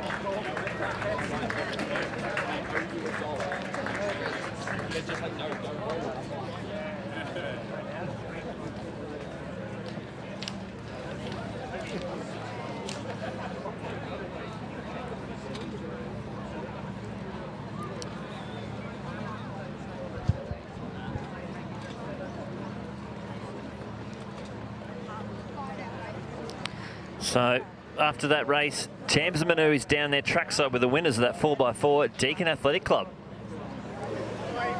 Wow, Deakin, you guys did that easy. I'm going to start with Laura because you guys are pretty puffed still. So, Laura, pretty happy with that start, obviously. Yeah, that was the main goal, just get out well, but kind of, yeah, play to my strength. So just hold it down the back and yeah, I think I finished okay, so I was happy with that. Oh, you should be happy. You ran really well. Now, Jess, it's so good to see you back out here on the track. I know you've had a couple of injuries and it's been tough, and we saw you at the back end of last season. Yeah. But this season's going to be a good season, right? Hopefully. I've just sort of taken all pressure off and been having fun with these youngsters because we all train together, chasing them around. But yeah, things are clicking, so might have a crack. But yeah, it's good to be back, and we've wanted to win this relay for so long. We've had so many injuries between all of us at different points, so third year lucky, so we're pretty happy. So Mia, it means a lot to you to win as a team? Yes, definitely. I love these girls. I mean, we train 3 times. I get to see, I can see these guys, see their faces 3 times a week. So it's good to win together. You know, you don't really win as a team in athletics. It's pretty solo. So love these girls. I'm pretty happy. And you've got World Junior goals this year, right? Yeah, so fingers crossed. I just came back from schoolies and stuff, so I'm a bit unfit. But time to get into it again. So should be good. It's okay. There's a few months. You'll be fine. Now, Lily, you got to anchor this fantastic team. You ran beautifully. Was it nerve-wracking being so far out in front? Yeah, I didn't really know how far I was coming around the bend. I could hear other people cheering for Sophie, but I really just tried to hold it, then lift. But nah, feel really good to get the win for the girls. Well, and those nails, show those nails. Like, they are just brilliant. Do you always run with coloured nails? Yeah, it's like my thing. I just love having bright nails. Yeah. Well, it's working for you. I like them. I like that thing. Well done, girls. That was a great run, and you enjoy that victory. Thank you.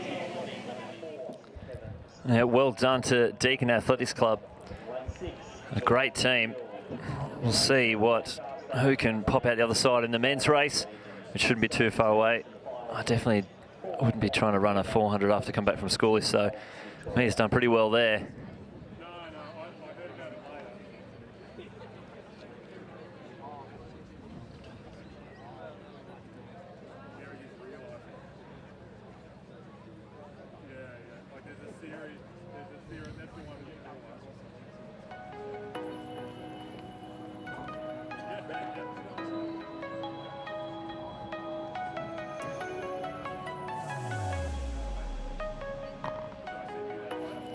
So, full field in this one. In lane 1, Sandringham. In 2, Box Hill. 3, Nunawading. In 4, St Kevin's. In 5, Glen Huntly. 6, Geelong Guild. 7, Doncaster. And in 8, Ballarat Region.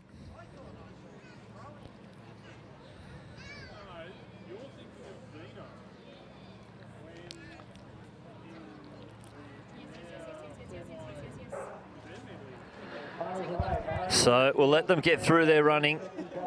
We'll see who makes the first major move in this 400. It looks like St Kevin's absolutely tearing away at the start, leaving behind Nunawading. That's Doncaster on the outside. St Kevin's opening up a huge gap. Try and catch it. Looks like Joel B. He's a sub 47 back in 2012. He was second in the 100 yards, and he's having a great first leg. He's getting awfully close to that line, though. A good run here from the Geelong Guild team. Looking strong down this home straight. And we'll see who passes the baton in first. And it is Guild B tying up towards the end. So it's a race in 2 at the moment. St Kevin's out in front with Guild, then Glen Huntly and Doncaster. So it's 1, 2, 3, 4. Geelong Guild. Very, very comfortable. Here comes Glen Huntly, though, flying down the back straight. They're going to pass St Kevin's. He's made a big move early. Geelong Guild looks good, but Glen Huntly, he's hunting him down. Has he gone too early? Here comes Doncaster as well. What's Geelong Guild got left in this home straight? Doncaster, he's up and around the outside. Here comes Glen Huntly. He's going to pass the baton, but Doncaster flashing home. Glen Huntly's going to pass the baton in first. Doncaster in second. And there's Glen Huntly. They've got themselves out in front. Looks like Will Johns Just slowing down the pace a little bit there. Settling it down. So it's Glenn Huntley out in front, Doncaster, and then Geelong Guild. St Kevin's now good 20 metres back in 4th place. So we might just have a race in 3. Here we go, coming around the bend, 150 metres left to go in the men's Athletics Victoria 4x4 State Championship. Will Johns grits the teeth. They move wide. Geelong Guild also in there. Doncaster's got something, but Will Johns has got a little bit extra in the tank here for Glenn Huntley. They're going to pass the baton in first. Here we go, the last leg of the 4x4, 3 teams in it. The gap is opening up though. Glenn Huntley having a great first 100 metres here, down the back straight. It's a 400-metre hurdle battle here in this race. Luke Major versus Harvey Morant. So Luke Major of Glenn Huntley, Harvey Morant is closing that gap. Tristan Robinson of Doncaster sitting in 3rd position. Morant he's closed that gap. Tristan Robinson not going away though. This is going to be a 3-man race into the home straight. So it's Major of Doncaster, of Glenn Huntley, Geelong Guild, Morant, Tristan Robinson on the outside of Doncaster. Who's going to hold on? Who's going to pop out in front? Glenn Huntley's holding on and they're just going to take it on the dip. That is very, very quick. 3:11:41 on the clock. One of the fastest 4x4s. And you'd almost have to say one of the best finishes there in that 4x4. A great run.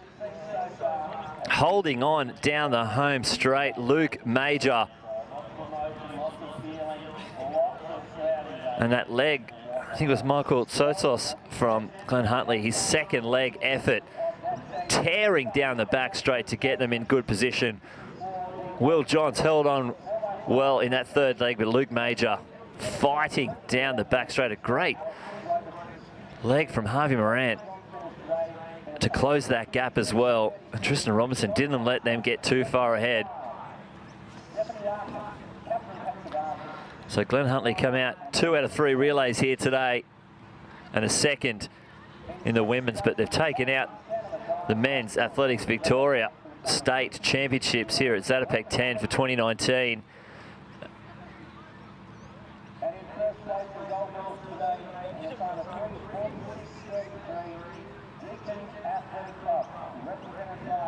And it looks like Tamsin's down there with your winners from Glenn Huntley. I'm lucky here to be here with the lads. Now, there's a lot of passion in the men's 4x4 state title for Victoria, isn't there? And you could see that as you cross the line, Luke. But what does it mean to you, Will, to win this title? It means a lot to me. I just know the prestige of it being here. I think it's so much bigger than the 4x1, you know. I was fortunate enough to win one a few years ago, fall short last year. But we're back, you know, and it's just great to get the win, and especially with all these boys, they're the ones who carried it, not me. No, you ran pretty well, Will. I don't think that's true. I think it was definitely a team effort. Cooper, you took the 1st leg. What was the tension like out there? Because I could feel it on the side of the track. These guys really wanted to win that title. Yeah, I think we all really wanted to win it. I just wanted to get a good start and get the boys into a good position, and I think it went reasonably well, I think. You guys are all so humble. Now, Michael, that was fantastic leg. Thank you. It was good. I know it was a great race today from everyone, especially we know for the spots in our team there was half a dozen guys that could have been in it. So we're just super thankful that we were picked, and we're proud to represent Glenn Huntley, proud to represent, you know, Victoria. It's such a good event. It's a shame it's not at Lakeside, but we won't get into that. But it's good that it's out here. You've managed to do this well here, which is good.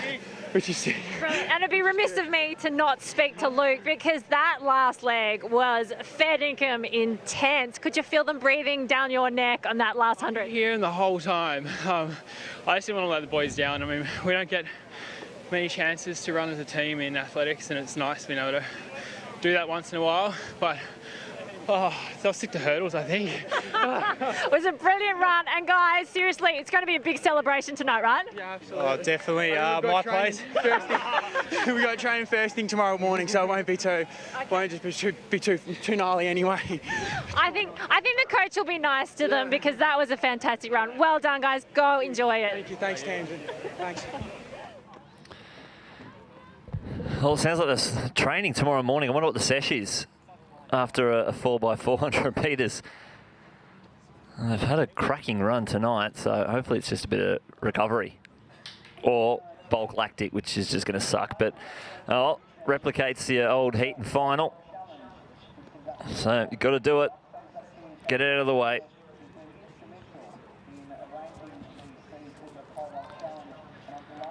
And we've come to the final event on the program.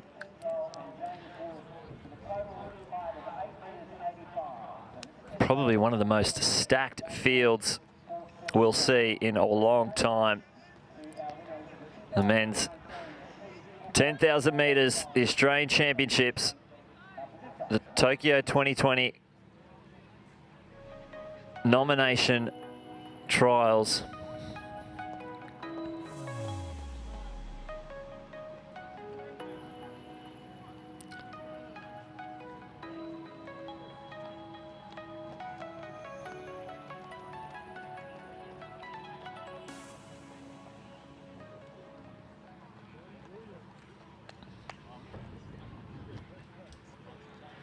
So 26 athletes in the field.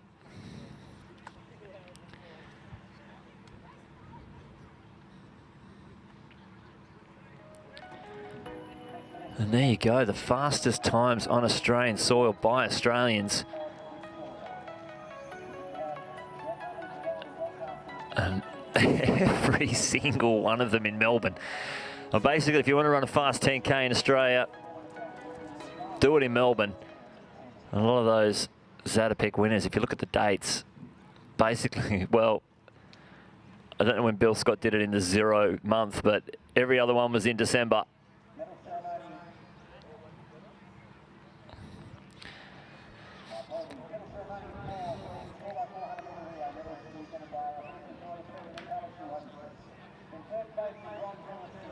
And there it is, the Australian record, 27:24.95, Ben St Lawrence.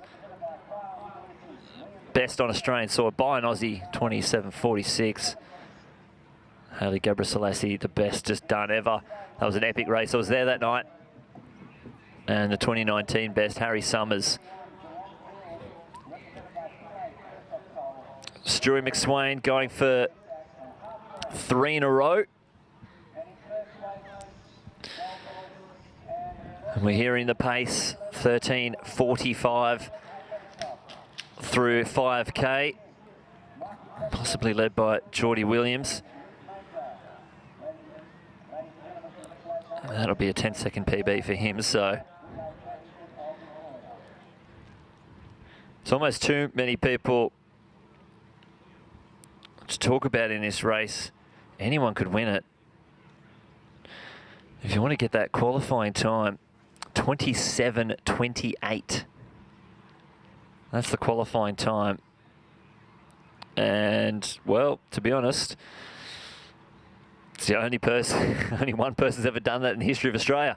And he's in this race. The other person to get close, Pat Tiernan, he's also in this race. And the next best, Dave McNeil, in this race as well. Stewie McSwain, he did his PB in this race last year. It's 27:50.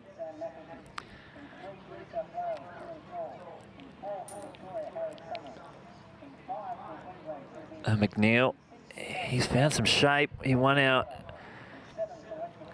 National Cross Country Championships.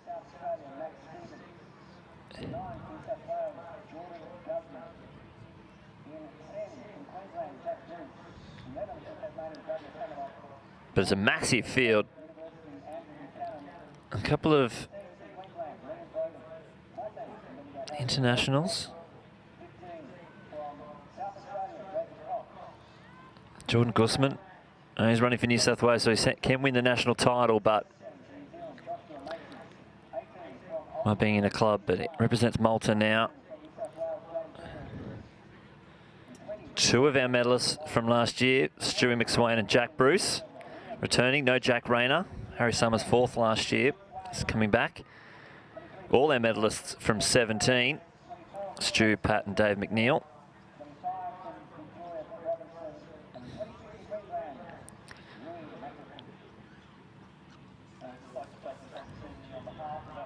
You see the lights on that finish line.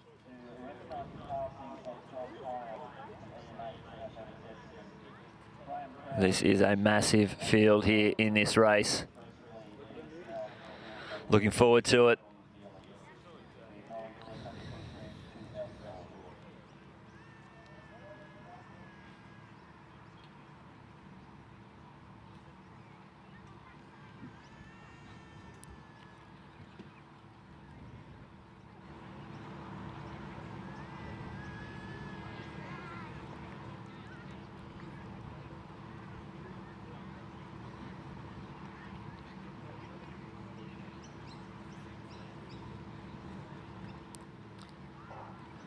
So they're away. So let's run through all 26. In 1, it's Dave McNeil. 2, Sam McEntee. 3, Kieran Toole. 4, Harry Summers. 5, Tim Vincent. In 6, Adrian Potter. 7, Ben Chamberlain. In 8, Max Stevens. In 9, Jordan Guzman. 10, Jack Bruce. 11, Douglas Hammerlock. 12, Andrew Buchanan. In 13, Liam Bowden. In 14, Brady Threlfall. In 15, Jacob Cox.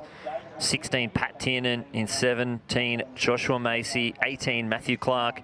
19, James Niparis. 20, Ben St. Lawrence. 21, Geordie Williams. 22, Stuart McSwain. 23, Cameron Graves. 24, Daniel Canala. 25, Brett Robinson. And in 26, Louis McAfee. And as they head off, it's Brett Robinson, Geordie Williams, Pat Tiernan, Stuart McSwain, and Harry Summers, with Dave McNeil leading the chase pack, Jack Bruce, Ben St. Lawrence, Niparis, Louis McAfee. Looks like McEntee there as well. And they are tearing around the track. So 13:45 is what we're hearing the pace to be in this race.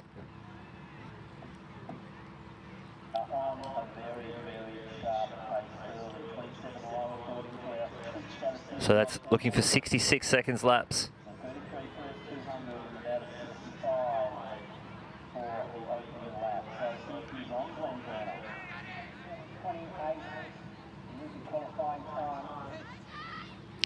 They've already opened up a huge gap. They are having a crack at this. Got the winner from the last 3 editions all lining up in this event.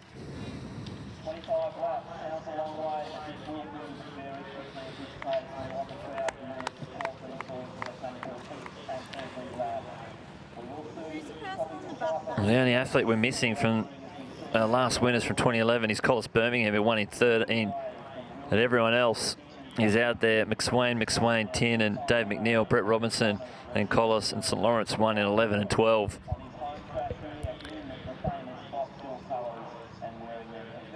No huge name internationals in this field. And these guys need to tear around the track for 27.28. That's what they're looking for. That'll move them into second all-time. Currently the Australian record holder, 27.24.95. Ben St. Lawrence done in 2011, Palo Alto. Collis Birmingham, 27.29.73 in Berkeley in 2009. And Pat Tiernan, 27.29.81 in Palo Alto as well in 2017. So if they're on pace and going for that Olympic standard, we also could see the national record fall in this race. And it's still Brett Robinson. He's already qualified for the marathon for Tokyo, and he's out there helping out the teammates. And a huge gap. These 5 going hard. So Robinson, Williams, Tiernan, McSwain, and Harry Summers. Summers selected for Doha. Unfortunately didn't compete, but he did that through winning the Oceania Area Championship and running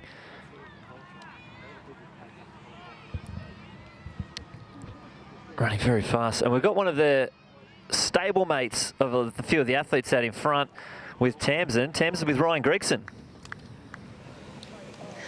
I am. I'm here with Olympic finalist over 1,500 metres, Ryan Gregson. It's pretty weird that you're not out there tonight, at least pacing. Yeah, I did pace last year, but I think we've got some decent replacements with Brett Robinson and Geordie Williams, so I think they'll be okay. Yeah, I reckon they will, but we spoke to Sarah Billings, who's Geordie's girlfriend, a little earlier in the night, and she told us that he'd have to run a 5K PB by 10 seconds to keep up with the pace that's been asked. Well, last year we went through in 13:55 through 5K, and that was Geordie's PB. So, yeah, it is. It's a 10-second PB, so...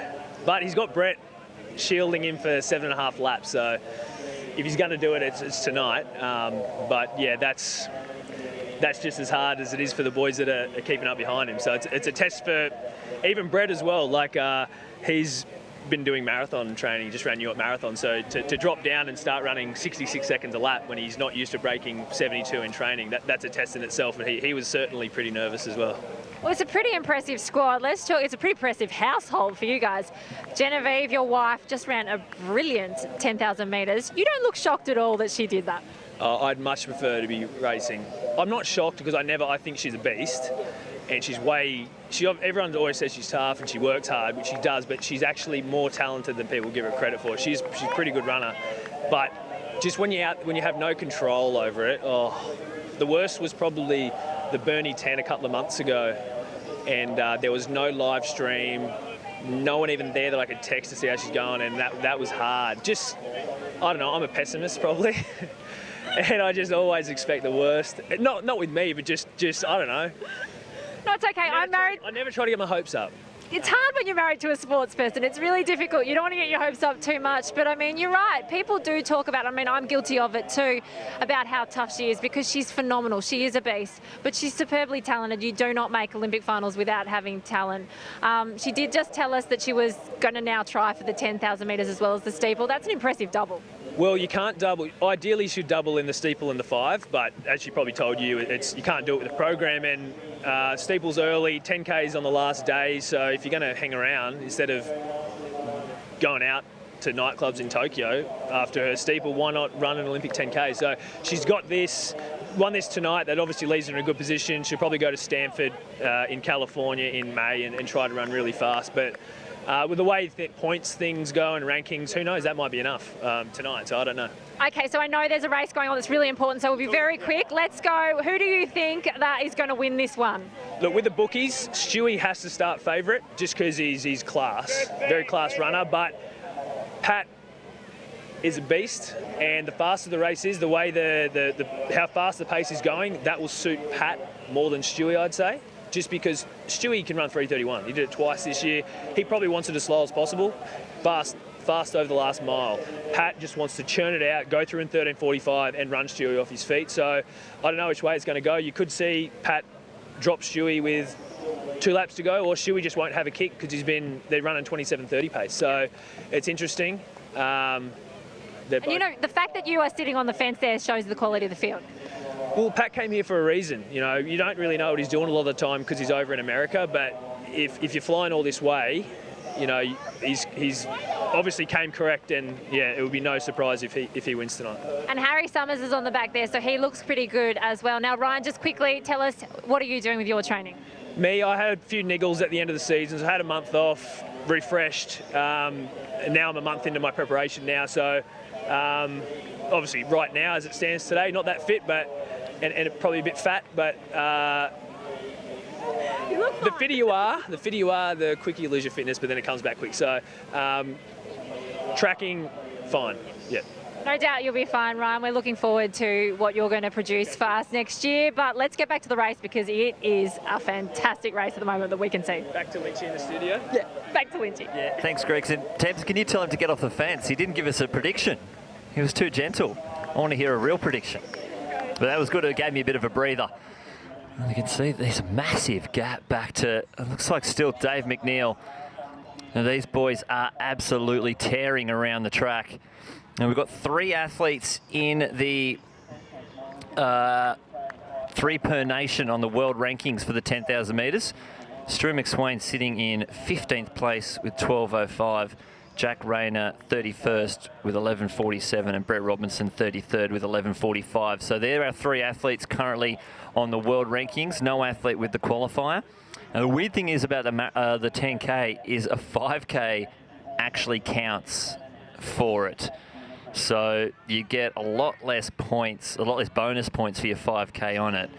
So Stewie's Zatopek last year and his 13.0 5K is actually what's got him 15th in the 10K. It's pretty messy, but they're the athletes at the moment, and only, Drax's not out there. Brett looks like he's pacing, so unless they get that qualifier, and again, you only need one performance, which is strange that you even would do two if you only need one. You can't really get the average of one because it's just one. Now there's Brett stepping off the track, leaving it over to Geordie, so that answers one of those questions. 16 laps to go.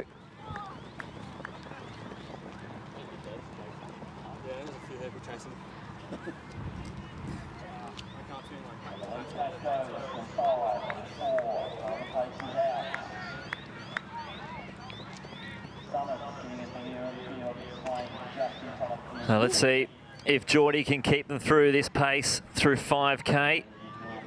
Harry's still on the back of the pack, so Tiernan, Stu and Summers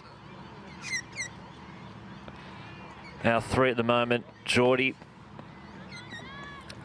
he's mixed up the distances at the moment. He did a steeplechase not long ago. He won the Burnie 10 and he won the 1500 Classic in Queensland on a kick down. So he's tested himself over a few different distances. Summers just starts to fall off the back of this lead group. And that's Tiernan's family there. His brother on the phone. It's his fiance just cheering him along. And like Gregson said, if you fly all the way over from America for this, you must think you're in pretty good shape. And again, it's like Jen Gregson said, this is basically saving you a spot on the team if you can win this. And someone like Stewie, who's qualified in the 15 and the 5, Pat's also got the 5, but you never know what's going to happen in your season. So say Stewie wins this, he's got himself locked in a spot, and his ranking, the way his ranking's going, is right up there. But if he gets injured and he misses the domestic season, then there's less of an opportunity to win. He can't win the Nationals in the 5 or the 15, so he doesn't have that spot saved. So getting something out there early for your first performance, this can set you up. You know you're there, you're already in. But it just shows the talent that an athlete can, he's up here in the top 2 athletes in this field, and yet he's already qualified for the 15 and the 5, so he's definitely got a fair bit of talent under his belt.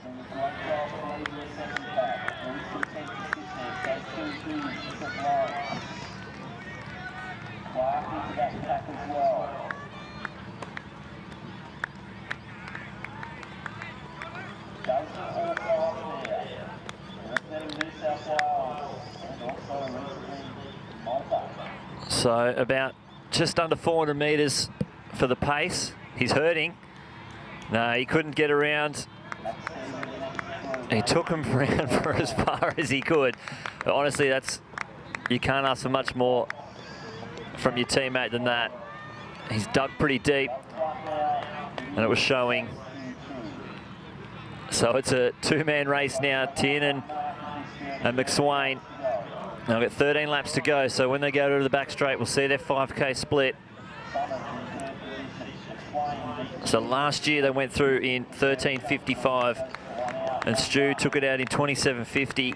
Jack Rayner 28:12, Jack Bruce 28:40s, and Harry Summers 29:20. So they were your first 4 last year after going through in 13:55, and we'll see what they go through. There's 5K in. It should be pretty close. 13:46.15, so not too bad.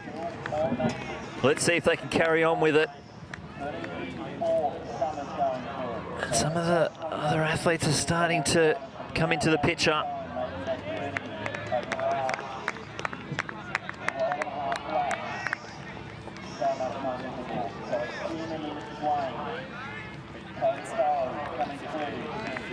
So McSwain just running on the outside of lane 1.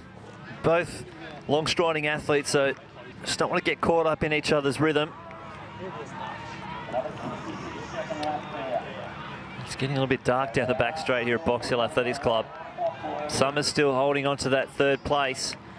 The 3rd Australian. Wait for the rest of the pack if they come into picture. But that's at least, oh, it's over 100 metres back to 4th from 1st. And a long way behind.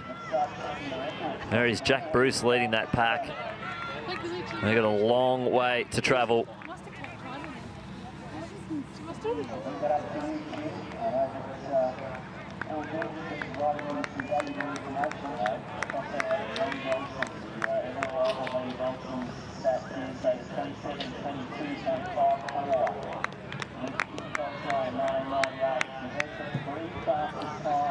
So it's still Tiernan holding this pace out in front, doing the work.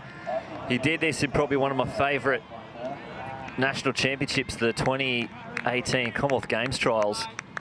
He was out in front pushing that pace hard. It was eventually won by Morgan McDonald in the 5K, but Tiernan doesn't mind going out there and taking the speed.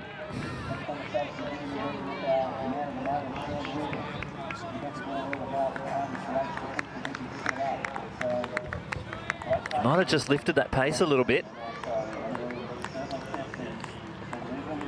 As McSwain just having to kick it up a little bit, might have just caught him by surprise. And there's Summers, 3rd place, so that's the gap. You can see down the back straight, probably about 80 metres.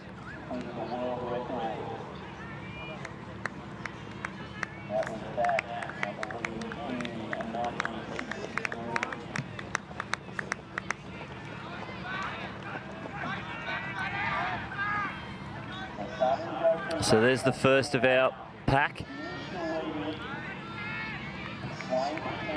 Looks like Hammerlock, Trollfall, as they work their way around the outside of them. And we'll keep Liam Bowden leading that pack there.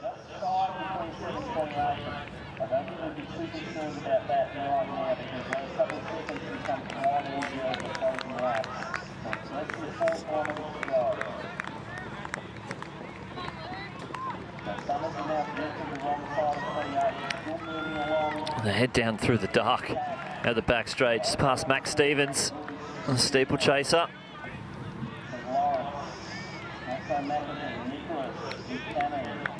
These two are absolutely tearing around the track.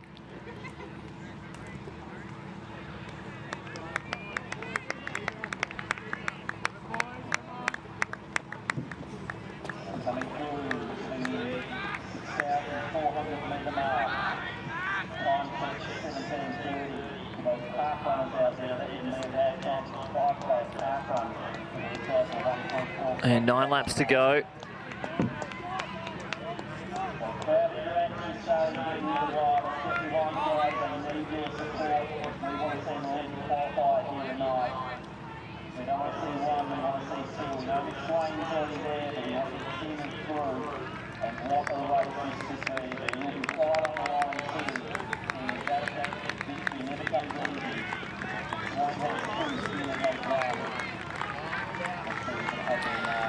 So the last time, according to my list, the last time the national record was set at Zatopek, just going off the Australian rankings here,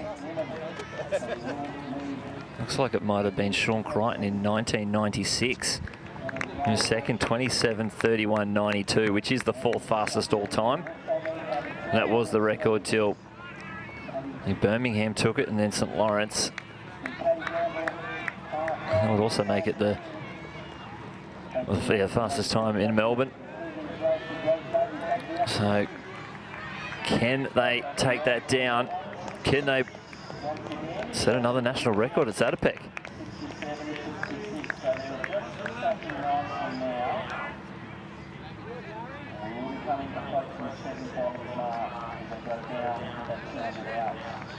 We'll see how long they can hold this pace for.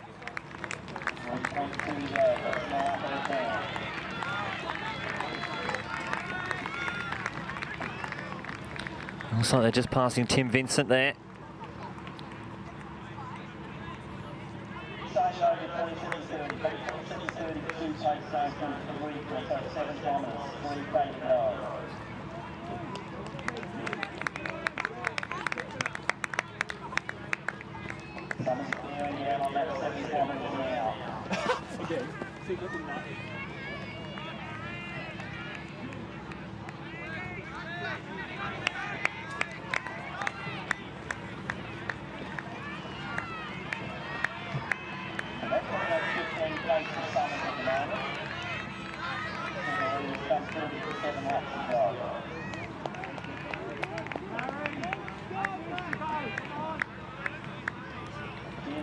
They're still tearing around the track.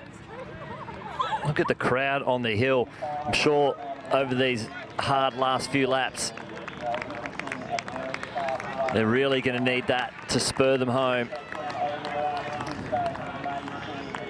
Looks a lot brighter on ground level down there than it does from the long shot. I love that they can let them on the track, get up close and personal. Definitely looks a lot faster when you're nice and close.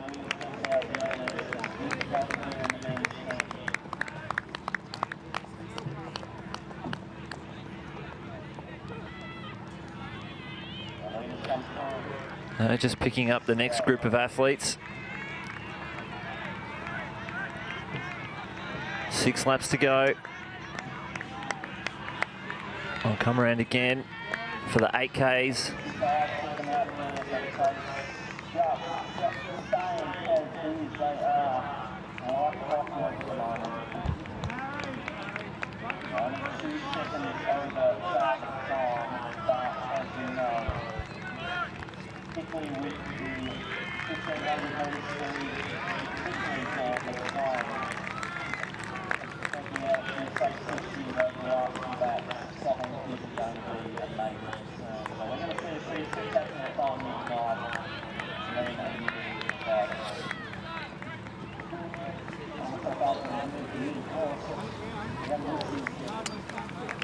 No change. Will we see a Sekafine Gregson last sprint down the home straight like we saw in the women's race?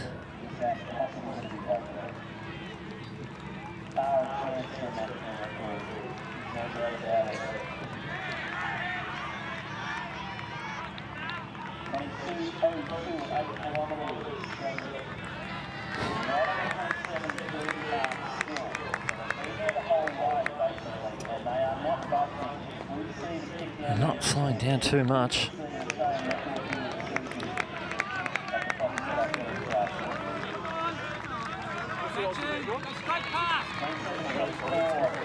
A few of the athletes sensing them coming behind, moving out wide, so they don't need to break their rhythm. Very generous.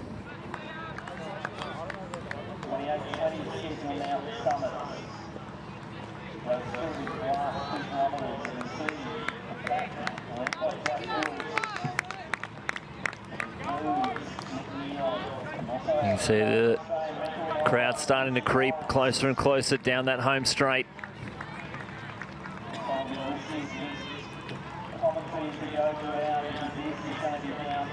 4 laps to go, just under a mile left in this 10,000 metres, the Australian Championship.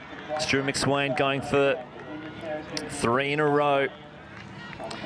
Winning 17 and 18. Tiernan winning in 16.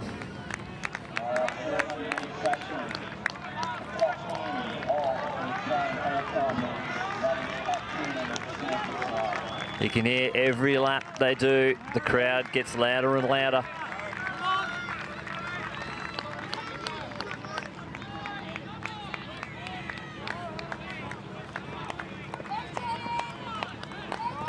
Who's feeling the best out of these two?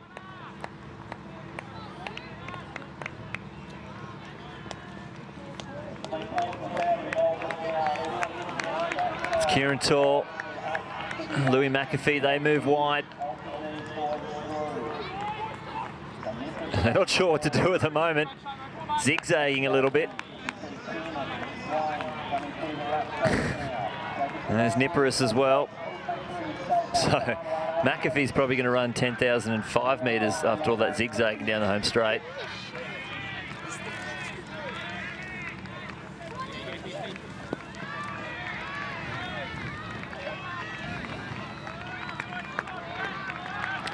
So there's a few times to target. See, oh, let's see if we get a good photo here. Straight to Insta, that one. So 27.28, that's the time to beat. The Olympic qualifying mark. You get the title. First place, the nomination trials.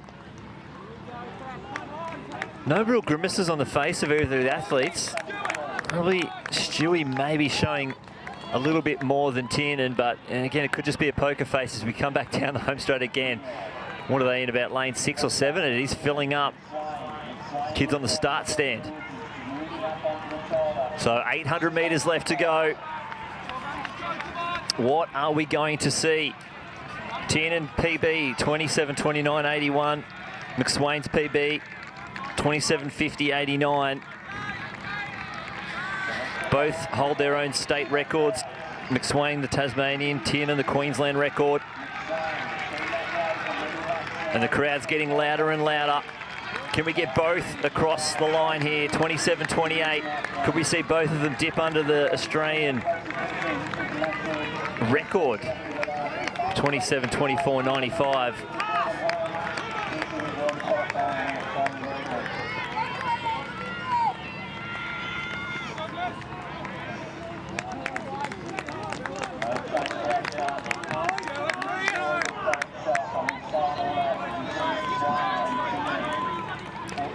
So, and they come in, 400 metres left to go. McSwain, this is the first move.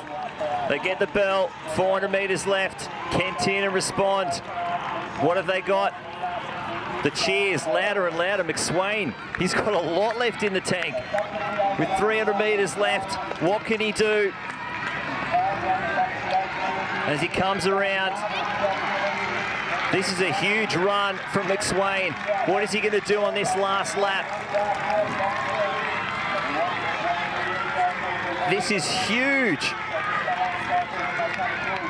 He comes around. There's not a spot to watch this last huge lap. What is he going to drop as he goes past Jordan Guzman? He's entering the home straight. This is a massive time. What is going to be on the clock? He pulls out into lane 2, lane 3, down the home straight. The clock, 27.15, 16, 17. Stewie McSwain, what is he going to clock? This is huge. 27.23.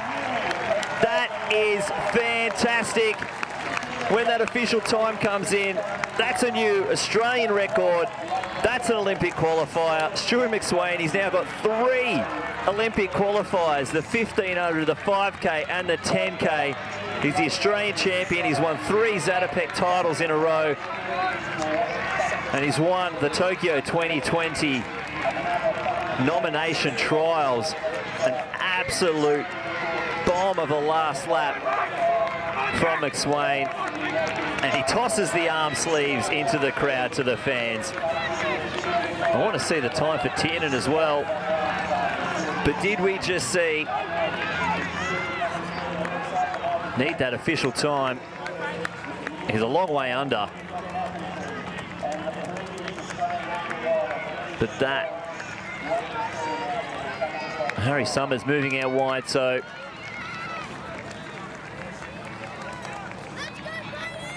we'll see if he's finishing. And Guzman as well, so that could be a 3rd and 4th there. I'm not sure. It's too excited. I was following the front. We've got to hear that official time. Could this put, I'm going to put it out there, could this now make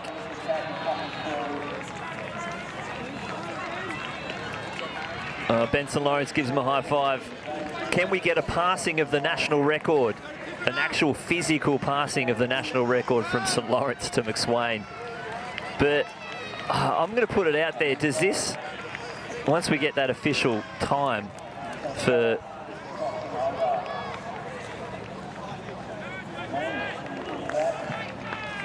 for McSwain. Does this put him out there as the best all-round distance runner we've had? Second all-time in the 1500. He's second all-time in the 3K. Second all-time in the 5K. And he's his first all-time in the 10K. Where does that put him? It's probably up to you guys to decide, but that's ridiculous.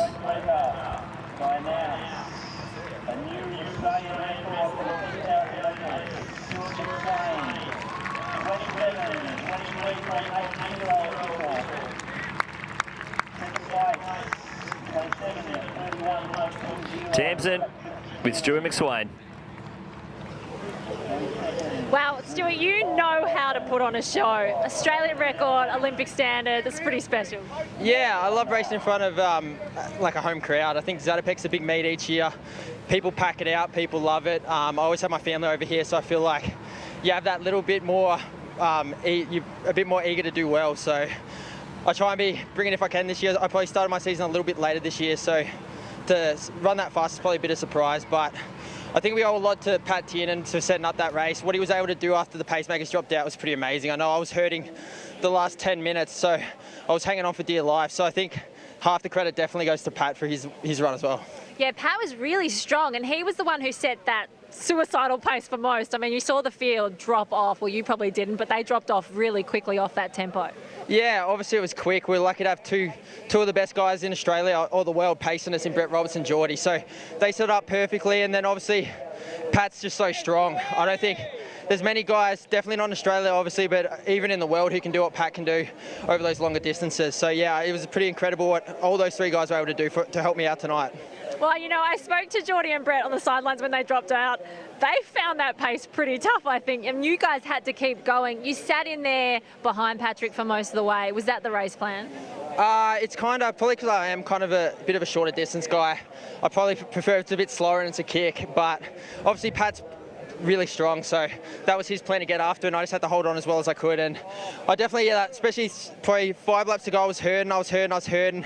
I tried to avoid looking at the lap count, and then I saw 2 laps ago, I was like, I'm at least going to run a big PB here. Maybe I can get close to that national record, and then I just gave it everything I had that last 400. Well, you certainly did. That kick was amazing. Look at your foot. I'm not sure if the camera can pick this up, but there is blood pouring out of your shoe. Do you actually know when that happened? It actually happens a fair bit because I've got one foot that's a bit bigger than the other, so it kind of rubs sometimes. So I was actually wearing socks today to stop it from happening, but I don't think the socks did much. But yeah, kind of, you don't really notice it. Obviously the adrenaline, like I didn't even notice till I saw the cameraman zooming in on it. So yeah, it didn't affect me at all. So obviously you got a really high pain threshold. You know, your kick looks pretty super then. You have such great range in distances. The commentators internationally always talk about what ability you have over 1500 all the way to 10,000. Do you know where your focus will lie leading into Tokyo Olympics? I'm kind of leaving it all open. I'm not sure whether I'll do the 1500, the 5K or the 10K. I'm just going to wait and see what I think is going to be my best chance, because obviously I was in the final in Doha. I want to go further than that next year. I want to try and be a guy who, like the Ingebrigtsen brothers, who are right up there competing for medals. So I know in my off season I was kind of working out what I need to do to try and find that extra 10% to go from a guy that can make finals and be competitive to a guy who can be right up there in the pointy end in the majors. Well, that's really exciting to hear as an Australian athletics fan that we're going to have an athlete like of your calibre. You did special things in Doha leading into Tokyo. I love that you don't know what distance you're going to do because you're so good at all three of them, but well done on winning the 10K title. Thank you. Cheers.